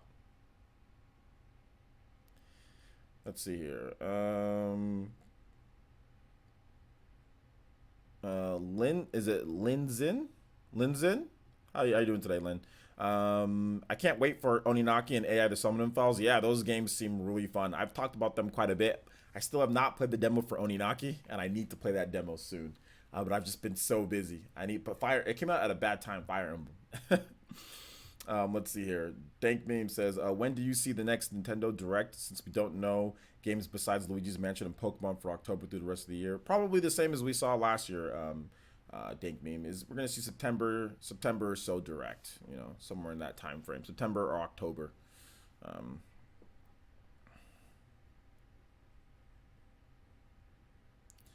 The problem with Classic Dungeons and Breath of the Wild sequel is that they'll likely be mandatory and kind of defeats the purpose of the game being open world. Well, there's multiple things wrong with what you just said here. You said the problem with Classic Dungeons and Breath of the Wild sequel is that they'll likely be mandatory. Based off of what? Based off of what? And another problem with what you said is that kind of defeats the purpose of the game being open world. No, it doesn't. If they put mandatory dungeons in an open world game, then that's fine. A game can still be. There are many open world games that have mandatory quests that you have to do. Actually, I would say pretty much every single open world game has mandatory quests. So how does it defeat the purpose of a game design that's been around for forever? If you play Grand Theft Auto, there are mandatory quests that you have to do in that game. Mandatory. If you play Horizon Zero Dawn, there are mandatory quests that you have to do. If you play pretty much any open world game, there are mandatory quests that you have to do. So how does it defeat the purpose of the game being open world? Because they're mandatory. When there's mandatory quests and mandatory things that you have to do, missions, or it'd be like a dungeon. A dungeon is basically like a big mission that you have to do in every single open world game. So that your thought process is incorrect. Your opinion. I'm not sure how to say it, but that thought process is not right. Considering open world doesn't mean you get to do whatever you want whenever you want. That's not what open world is. Breath of the Wild gave us that, and that's why I like it, because it's not damn near nothing's mandatory. But that doesn't mean that doesn't mean that's what open world means now, or that's what open world always has been. No, that's not the case. Breath of the Wild is just the game. Let's just do that. But for the most part, there's always mandatory crap that you have to do in every open world game. Doesn't matter what open world game you've been playing up until this point. Wind Waker was a pseudo, not real open world, but kind of like an open world game, and there was mandatory stuff in that game too. You know, so that's Breath of the Wild is a different beast, and that's the reason why I love Breath of the Wild so much. But I don't think it defeats the purpose if there's mandatory dungeons. You mandatory have to beat Ganon if you want to beat the game, you know, in Breath of the Wild. It's not like you can just say, okay, well, I don't want to do anything at all, you know? So yeah. I like to see a hybrid between Breath of the Wild and Link Between Worlds. There's some cool stuff in Link Between Worlds, like you can tackle the dungeons in different order. I think if they were gonna do something, if they are gonna do the dungeons like they did it before in previous games, I think they do that to where you can tackle them in different order. But I'd like to see optional dungeons that give you like awesome gear, you know, if you beat those dungeons too. I just want it to be rewarding. My problem is the structure. It's just like it was predictable. Zelda games have always been super predictable.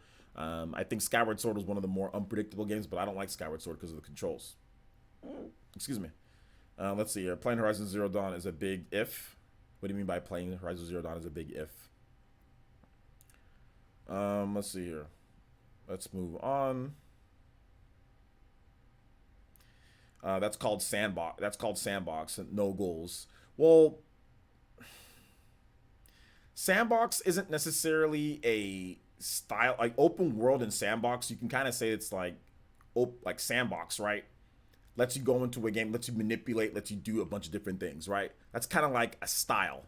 I don't know if that's a genre, you know, I don't know if it's the same type of thing, but it's kind of a style that's within a game, like sandbox style type of game. For example, there's been like ukulele sandbox demo or whatever, where it drops you into the game and you can just run around and kind of just play around. Or like Disney Infinity had like a sandbox mode, you know. So I'm not sure if that's not like a genre. People say it's the sandbox genre. That's not one. It's still open world game, because you can have a sandbox style game within an open world, you know.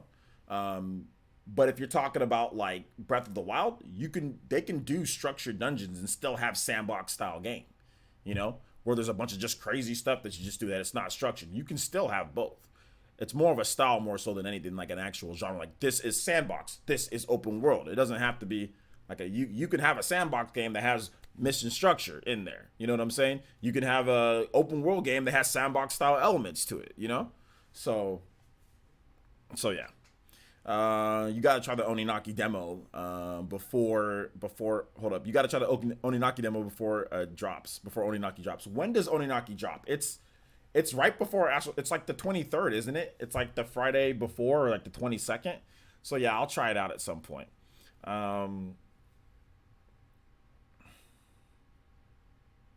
Amiibo fan says, "Do you think there will be any Smash announcements during EVO 2019 Smash Ultimate Grand Finals?"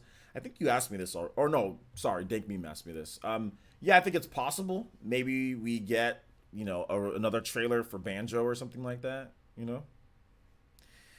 Tony Lou says, "Hey OJ, did you check Astral Chain dev blog, The Sounds of Science Fiction?" I haven't seen that one yet, but I'll probably check it out for a new video that I'm going to be doing. TH3 says, "I'd like the reward for dungeon to be a cutscene. You don't need all the cutscenes to complete the game, but getting all the cutscenes will result in a proper ending like Breath of the Wild 1. I'm more worried about the gameplay elements surrounded by it. That's great if there's cutscenes with it, and that's cool. I think that's story elements are always great. But I'm more worried about the gameplay tied around it, and if it's prevalent or not. Like, what makes the gameplay fun? Like, are you doing this dungeon just because you have to, or are you doing this dungeon because you want to seek these things out and get these cool weapons or get this cool gear or whatever the case is? One of the cool things about Breath of the Wild is that they made money and they made equipment and items more prevalent. Like, for example, like being able, like fighting has never been more important in a Zelda game than Breath of the Wild, because you need if you want to upgrade your gear, you want to get different weapons, you have to, because your weapons break. So I hate weapons breaking, but at the same time, it does create like hey, you need to go out there and fight, whereas previous Zelda games, you can kind of just skip everything. You can just kind of run past everything, just skip everything. Like, you don't really need to fight a lot of the times. So, it's a little bit different with Breath of the Wild. I'm just saying that sandbox more signals no rules than open world. Well, that's true. Style of the game. So yeah, style of the game. But Nintendo called Breath of the Wild. They didn't call it sandbox there, or they just said they said open air. They called it an open air game. TH3 says, "I just wanted a more engaging story, which the sequel appears to be trying. There are certain gameplay elements I didn't like, such as Korok seeds. I just want them to flesh out the world more too." I think they'll do so. It's a sequel, so I think they're going to. Some dude says, "Also tried Hero, and his playstyle person doesn't suit me very well. I wouldn't call him outright broken, but some stuff may be a bit unbalanced, but he has some stuff that does suck." Well, that's a fighting game, though. What character or what characters are completely balanced in Smash? There's no completely balanced character outside of maybe like Mario or something like that. You got to have characters that do stupid stuff. Like, that's just plain and simple. Peach has dumb stuff. Olimar has dumb stuff. Joker has dumb stuff. If everybody was just balanced and the same, then the game would be boring. So, I don't have a problem with Hero. He has a clear deficiencies. Nobody's going to be a Hero main and win any major tournaments against MKLeo. Joker is going to absolutely eat Hero for breakfast. He's going to absolutely eat him for breakfast. I don't think Hero, to me, he's a nutty character that's going to provide some cool snap moments or fun moments. Like, people are being way too stoic or way too crazy about this. Like, there's nothing wrong with adding a crazy character, because his deficiencies in terms of what he does, it's like the MP, you can't move, while he does something. Everything can be blocked for the most part, when it comes to his stuff that he has. Some stuff I know you can't, but it's like a random type of thing. But I don't think he's broken or anything like that. But unbalanced, like, who has all completely balanced moves? Arsene is completely unbalanced when it comes to how powerful he is, the power, speed, and he's completely unbalanced. When Joker has Arsene, completely unbalanced. Peach can be very unbalanced compared to other fighters on the roster. Her power and what she can do, her combination of speed, power, recoverability, not being able to get gimped, her gimping ability, completely unbalanced compared to some of the other characters in the game. That's how all fighting games are. There's no fighting game that's completely balanced. Otherwise, Nintendo could make 75 Marios and just make everybody that has like a basic tool set like Mario,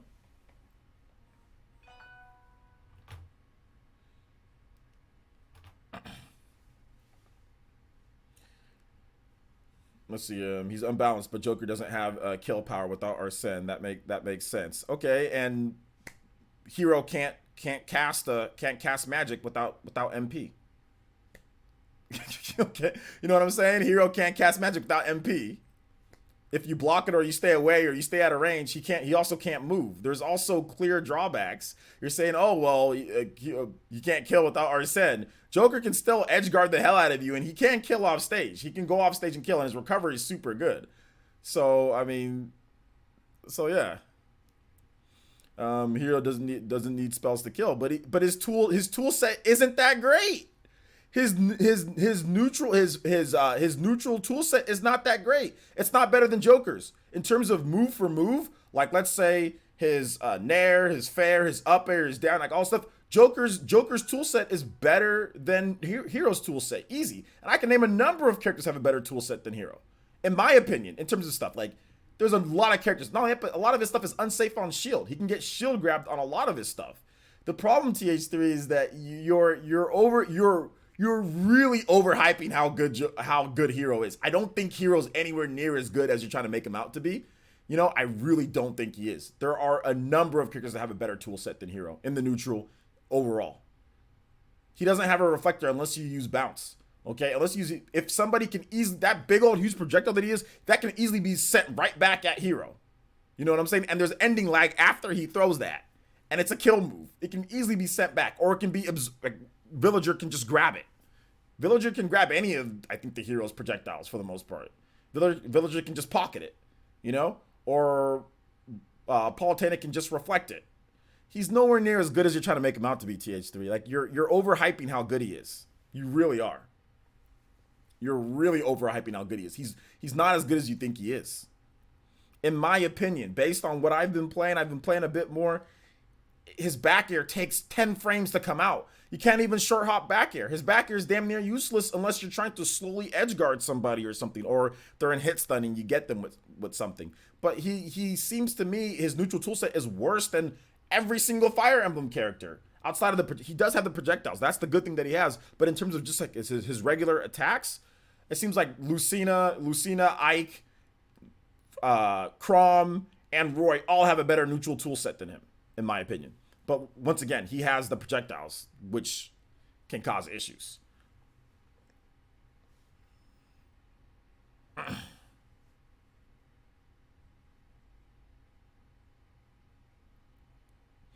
Let's see. As far as I'm concerned, they're all trash. As far as who's concerned, what game? What are you talking about? What's up, OJ? How late am I to your stream? Arash, I want you to take a look.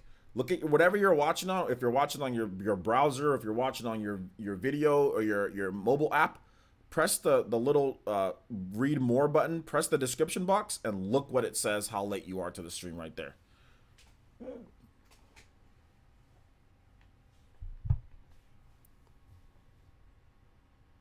Smash Bros are saying that he's S tier. All Smash Bros are not saying that he's S tier. That's false.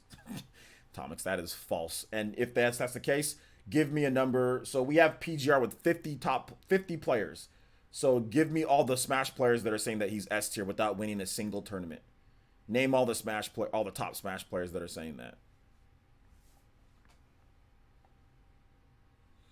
His neutral air is good. Top players will find ways to make him viable, but lots of characters are viable in the game. Lots of characters are viable. Like I don't think he's as good as people are trying to say he is. He's really not. He's solid. J-Tails literally challenged anybody. J-Tails challenged anybody at Evo to money match him with Hero. He said, "I'll take on anybody." No takers so far in terms of no top level players. Funny how he's S tier. He's so S tier, but nobody's gonna. I guarantee you, no top players are gonna sit there and fight J-Tails with them. J-Tails is gonna use his main against Hero. J-Tails is gonna beat the crap out of pretty much everybody. Hero is good. He's solid, but holy crap, he's not S tier and he's not broken. Hell no, he can't be S tier before he even wins a single tournament. You cannot be S tier. You cannot say this character is S tier before he has even been at a tournament. That is preposterous. That is absolute. And I don't give a damn if you're freaking any top level player or whatever the case is. I will say that to their face. That is preposterous to say that a character is S tier before they've even been at a damn tournament. That is ridiculous. That is absolutely ridiculous. There's no way. And there's no way. Brawl Meta Knight, they found out that he was good once he went to a tournament. People didn't find out that he was S tier before tournaments started. It was after tournaments. TH3, you were like 3 years old when he launched. I know this because I was actually older. I remember Brawl Meta Knight was not S tier before he even went to a tournament. It was once he was at a tournament that started winning. Then he was considered S tier. You have to have players play. You have to play first. You don't determine S tier before you even win an S tier tournament. That's ridiculous. You have to figure out if a character tiers based on tournament performance. Based on what they do in the big stage. Not beforehand labbing against your homie. Not getting flacked. Not getting bopped because you don't understand the character and you don't like him and you're feeling salty. That doesn't determine tiers because you're getting your ass kicked on For Glory or on online from a laggy hero who's dodge rolling. That doesn't consider if somebody's S tier or not because you're getting bopped online. That does not determine S tier or good or bad. It doesn't. And that's what's happening. People are going online. They're getting bopped because they don't know the matchup. They're getting salty. Then they're rushing and saying this character is OP. What did people say about Little Mac? People said the same damn thing about Little Mac when he first launched for Super Smash Bros. For Wii U and 3DS. This character's broken. No, you don't know how to fight against him. That's not it. You don't know how to fight against him. What's it called? I've seen the petition, but Leffen was actually just joking with the petition. Let's see, exactly. The only reason when people are saying that he's broken is because they're losing to him online. That's what I'm saying. Like, they're losing online does not determine your tier or if the character's good or not. It just doesn't. People said the same thing about King K. Rool. They went online, they're getting bought by King K. Rool. King K. Rool is S tier. People did the same thing, said the same thing. Same thing.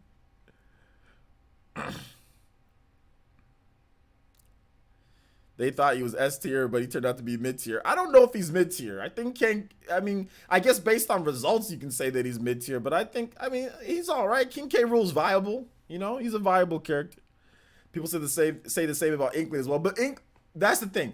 Inkling has the results to back. Inkling got the results fairly early. Inkling got the results, but people were saying that about Inkling's really good in the game. But Inkling started getting results early. You know, Armada started picking up. Obviously, Armada is not like top. He's not one of the top players, but he has a pretty damn good Inkling. You know, and then Cosmos obviously is the Inkling out there. And I think Abadango uses Inkling as well. So Abadango's putting out some results. So we found out very early that, okay, hold up. Okay, the hype behind Inkling was true because we have players getting results. Whereas King K. Rool, people were saying, oh, like even well into the game being out, people were saying King K. Rool, King K. Rool, King K. Rool, but King K. Rool wasn't winning any tournaments. You know what I'm saying? So like King K. Rool was, but people were like, oh, King K. Rool, because they're getting beat online, but King K. Rool ain't winning any tournaments, whereas Inkling's actually getting top 8s, winning some tournaments, you know, everything like that. But I see what you're saying, though, you know? People say that about every new character. Pretty much every new character, unless the character, like, has, like, a clear, like, big weakness, then they don't say. Like, for example, like, Chrom. People were saying, like, Chrom, like, oh, Chrom is trash. He's not good because of his recovery. But then once you started actually using him, like, oh, actually, Chrom's not bad. His recovery is just garbage, you know?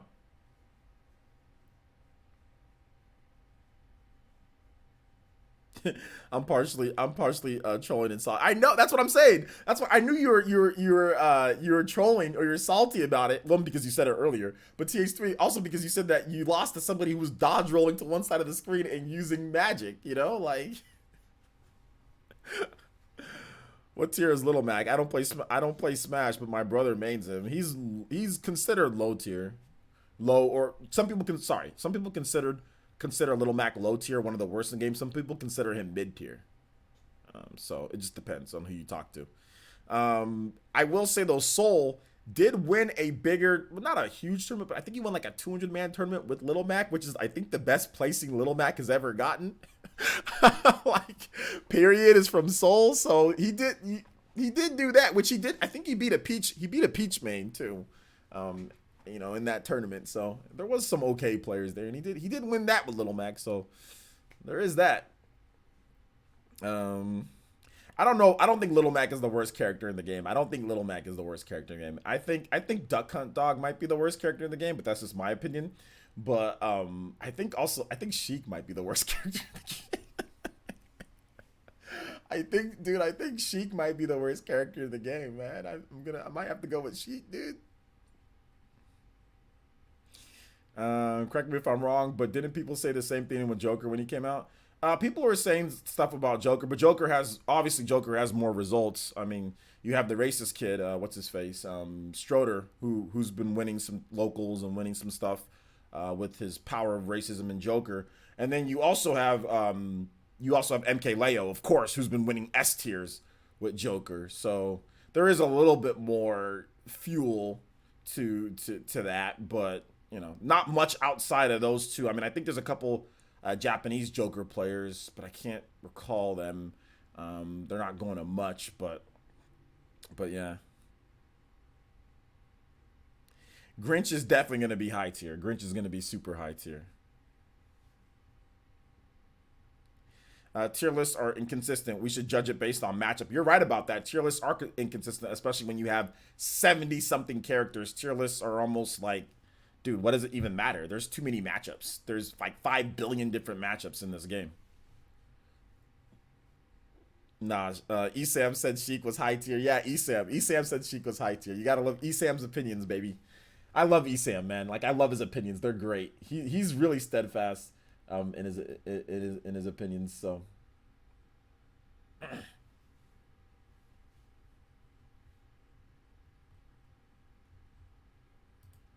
So yeah, man. I'm waiting for Esam to win. Like, I'm still waiting for a Sheik player to win like anything. I don't think a Sheik player's even won like a local, dude. Like Sheik players don't even win locals, man. Freaking Void goes to MSN and loses. Void can come to the Central Valley. He can use Sheik and lose to a damn Joker player here.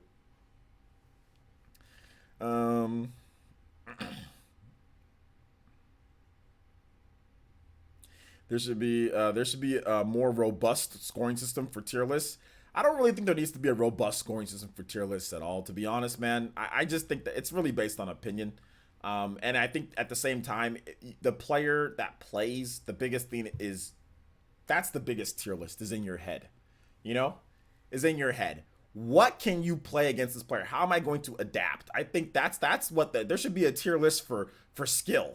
And adapting is the number one skill that you're going to need to have. Adapting and reaction skills, those are S tier. So if you've got those, you shouldn't worry about a tier list. MK Leo can win with multiple characters because he has S tier adaptation and he has S tier reaction skills. That's the reason why MK Leo wins with so many different characters. He can win with Ike, he can win with Lucina, he can win with Joker, he can win with a lot of characters. Tweak is another person that can win with Roy, can win with Young Link, can win with Wario. He can win with lots of characters because he has S tier tactics. That's what you need. Stop worrying about tier lists as much and worry about your damn game and how good you are. And you shouldn't ever have to worry. I don't think MK Leo worries about tier lists too much. I really don't think. I mean, obviously he talks about it because everybody talks about it. But I think in the back of MK Leo's head, he's like, well, I'm gonna pick Lucina and I don't care about the matchup. I don't care about. I'm gonna beat you. or I'm gonna pick Ike, which Ike definitely has bad matchups or tier list or whatever the case is. But he's like, I'm gonna pick Ike and I'm gonna beat you, or I'm gonna pick Joker and I'm gonna beat you. You know, even though Joker does have some matchups that might give him some problems or whatever the case is, but he's say that I'm gonna be better than you. You know, so yeah. Thoughts on Samus? I like Samus. I think Samus is a solid character in the game and is viable. Yo, what's up, El Javelina? I really don't pay attention to tier lists, to be honest. I'd rather learn how to deal with all the matchups. Yeah, I think matchups to me are way more important than tier lists. Whenever I would play, you know, For Glory back in the Smash for Wii U days, or I'd play online, whenever I saw a character, I wasn't like, oh no, tier list, tier whore, you know, and I wasn't anything like, I never, tier list. That's never how I thought about it. I was like, okay, how am I going to fight this matchup? It's not even about tier list. It's about a matchup. It's about what that character does that's annoying. And that's the first thought process in my head is matchup, not tier list, you know? So that's just me. Tier lists are something that you do when you're not even playing the game, you know? It doesn't even factor into when you're playing. It's all about a matchup, what you need to do for the matchup, not a tier list, in my opinion. At the end of the day, it's the one behind the control that makes the difference. Exactly. Exactly. Remember that one Australian player who won a tournament with K. Rool? I don't remember him. What was his name? Let's see here. I just go to websites now. When Zero put Yoshi below Me Brawler, I left. Don't you use Me Brawler TH3? That's what you get. Zero put Yoshi below Me Brawler. That's funny. Me Brawler, dude. Me Brawler. Fear the Me Brawler, dude. Fear the Me Brawler. Fear it.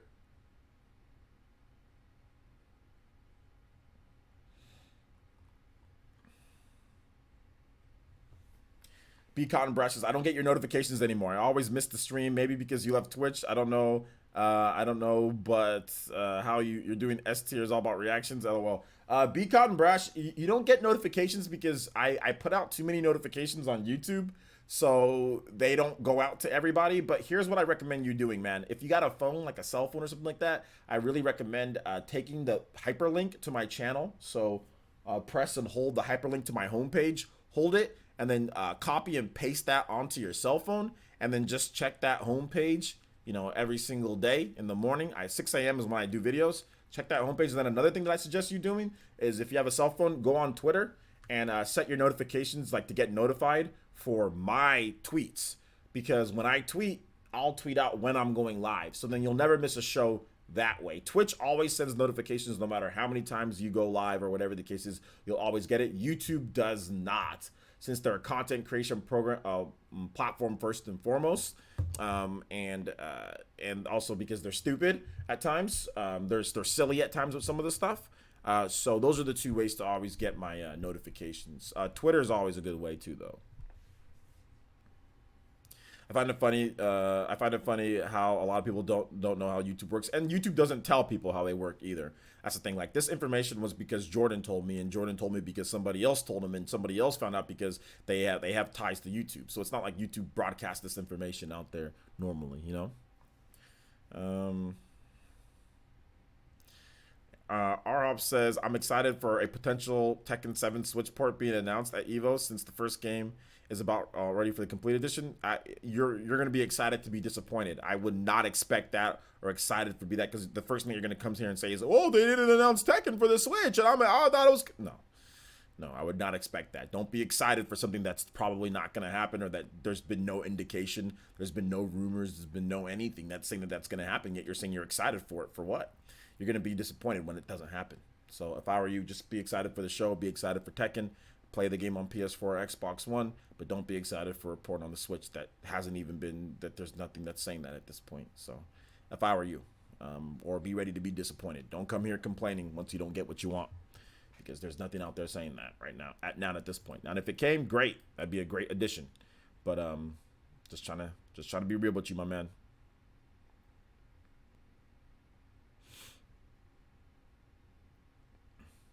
Yeah, streaming Breath of the Wild 2 exclusively on MySpace. On MySpace, great, dude.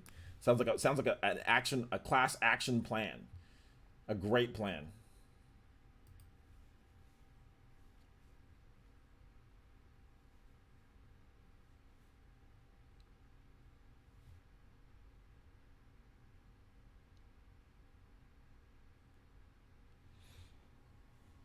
All right. Any other questions, guys? We'll be answering questions for 13 more minutes on the dot. Then I have to I have to figure out Discord on here.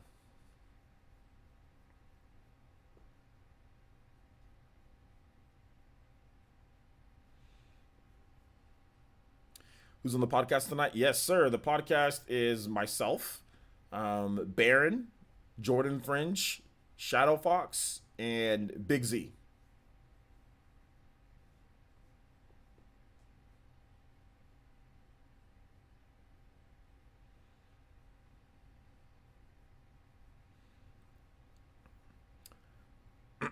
Any other questions, boys and girls? The podcast is going to be at 6 a.m. or 6 a.m. 6 p.m. PT, 9 p.m. Eastern tonight, right here on PlayerEssence. So make sure you guys look out for that. I will have a scheduled post for the PE podcast. So, and we are going back to custom thumbnails for the PE podcast and for OJ streams. I'll have all of that fixed on the channel. I'm going to fix that right now on the channel, actually. In terms of the stuff, I have a couple typos too that I need to fix on the homepage. But we are going to start doing custom, like back to custom, what's it called? Custom thumbnails for all the stuff. So sorry about that. For a while there wasn't any, but yeah, it's coming back. Do you see any late third-party major game announcements like Doom 2017 coming sometime this year? And if so, what game do you think it will be? I don't know what game it will be. Maybe there might be something, but yeah, there might be something that Nintendo announces like in September, then it comes out in like November. There could be a game or two, big one. Let's see here. Partyman says, I have been enjoying Hero a lot since he has been released. I think he has a really fun moveset, more specifically the spells. Yeah, I think it's fun too. I think it's a fun moveset. It sucks like when you fight and you get hit with it, but you just kind of not have to take it seriously. If you're in tournament and like you get thwacked or something like that, then that sucks. But most of us aren't tournament level players. And it's just fun to kind of mess around with the hero and do his spells. I think it's a unique type of character. And if you're gonna make a DLC character, like the DLC character can't suck and he can't be boring. Like the last thing that you want is a DLC character and like it's like Lucas. You know what I'm saying? Like that's the last thing you want. Is like not that Lucas sucks like back in Smash 4, but like that's a very boring DLC character. You know what I'm saying? Oh, we're getting a character that we already had before in a previous game, and he might be worse than Ness. Like, if you get a DLC character, you want the character to be good, and you want him to be unique. There needs to be cool, unique things that character can do. Like, I don't want it to be a damn near Mario clone, you know? Like, when Banjo comes out, I don't want him to just be like, oh, this Banjo's just a regular... I want him to have some unique elements to him, some different stuff. So I want them to mix it up. I don't want it to be the standard character. Like, Arsene is a mix-up in terms of what Arsene does. Like, people say that he has like a V-trigger, you know, like no other character has a V-trigger in the game. Okay, he's a damn DLC character. He's supposed to be good. You know, like Hero's the only character that has thwack and all these weirdo spells that you can do. You're damn right. You paying for him. He's not supposed to be a scrub, and he's not supposed to be like Mario. You're damn right he's supposed to be good. You're paying for him. What the heck? You guys want him to release scrubs? You want him to release like a Peach version 2, Peach, Daisy, and I don't know who was another princess. You guys want him to release that, then did them just be standard characters in the game? They need to be good. They need to have weirdo elements to them. Y'all, I don't understand this thought process with some people. They need to be good.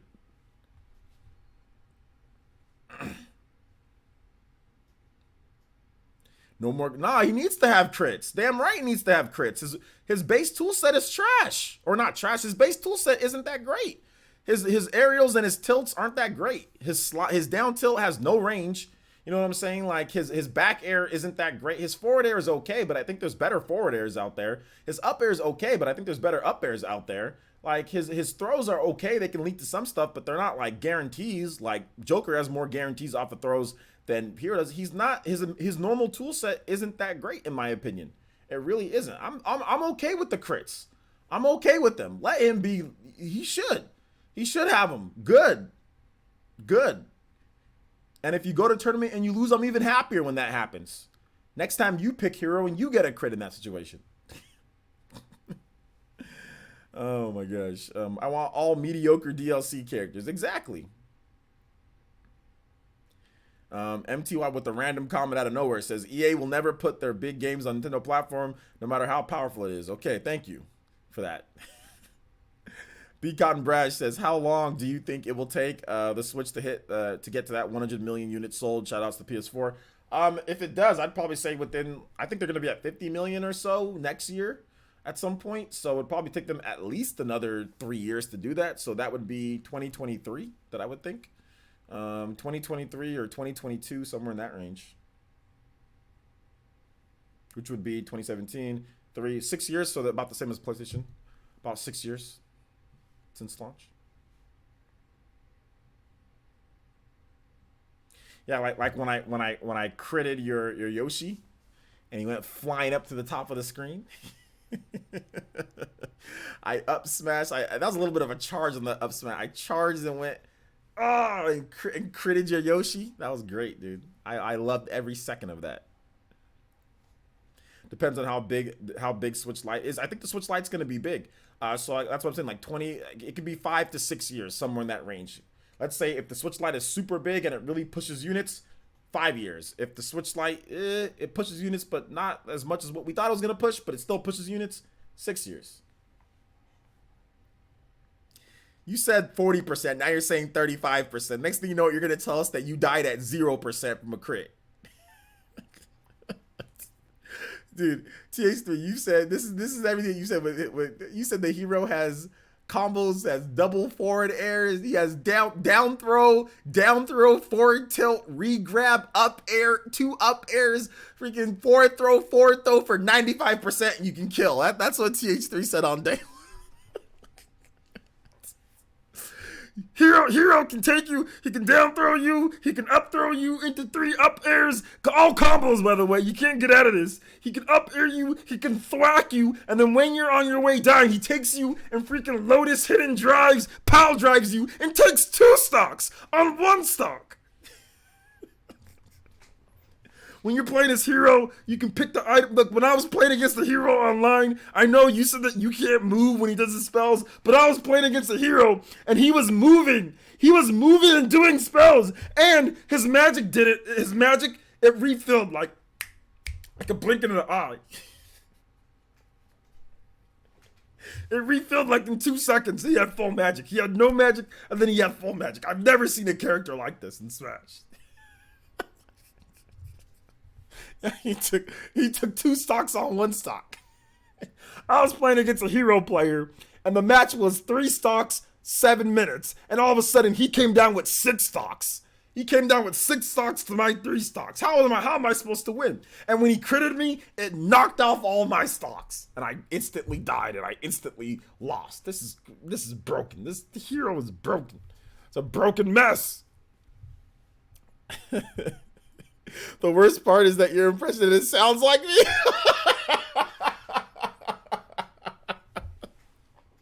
Jason, you do not sound like that.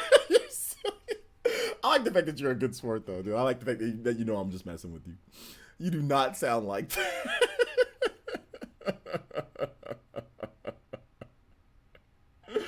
Oh my gosh. I'm using my 4K 50-inch Samsung to watch you OJ. I got off Amazon. Nice. Sounds good, Arash. I'm glad you're liking it. When he critted me, he took the house and the kids. Bruh, Hero takes your wife and takes your kids. Hero's like, hey man, you beat somebody in tournament. All of a sudden, like you just see like MKLeo like loses to Hero in grand finals of like a Evo.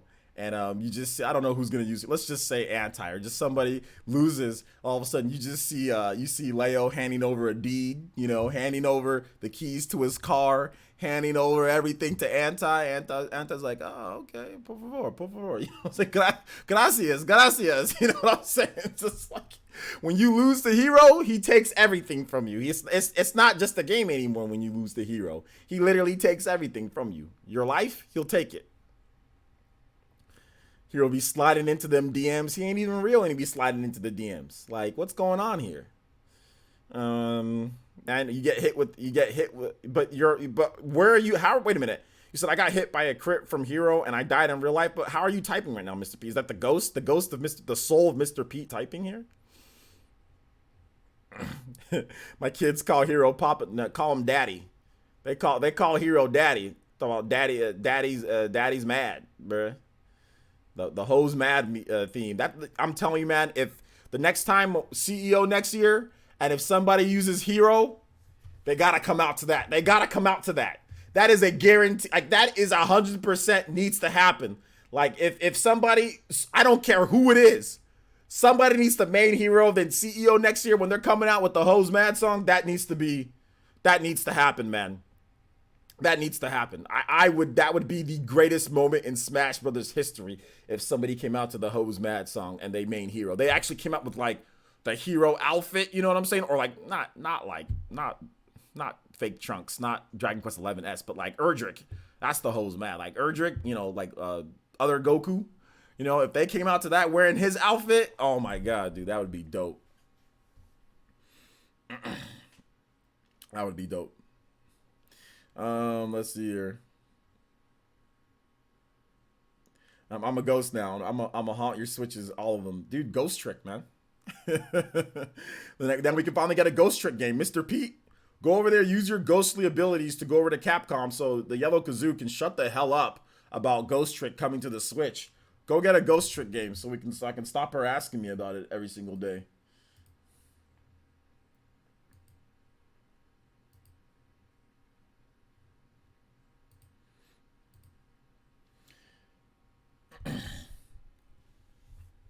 Let's see, all our Gokus, every single Goku here. But all right, guys, we are going to wrap it up for this stream here. I gotta end it right at 2 hours on the dot because I gotta figure some things out. So I'm glad I went live a little bit earlier today than usual. So all right, guys, where's Mario Kart 9? Ask Mr. Pete. All right, so real quick, guys, before I go, please make sure you guys check out the videos on the channel. Please make sure you guys check out the videos. Please make sure you do so. If you have not seen the videos, make sure you do so. Make sure you watch them. I got a new Fire Emblem video, kind of like a pseudo review that went up on the channel. If you guys haven't seen it, make sure you guys all go watch it. All of you guys should go raid that video. So thank you guys so much for watching. I do appreciate it. We'll be back for the PE podcast tonight at 6 p.m. PT, 9 p.m. Eastern time with Jordan Fringe, Baron, Big Z, and Shadow Fox tonight. So it should be fun. All right, guys. Thank you guys so much for watching. I do appreciate it. We'll see you guys back in a bit for that tonight. And look forward tomorrow morning, because I might not mention it, but tomorrow morning we do have a Hunter x Hunter. The Hunter x Hunter video will be ready tomorrow morning, so look forward to that as well. You guys should like it. It's a little bit cheeky at times, but I think it's fun. But thank you guys so much for watching. We'll see you guys soon. Bye.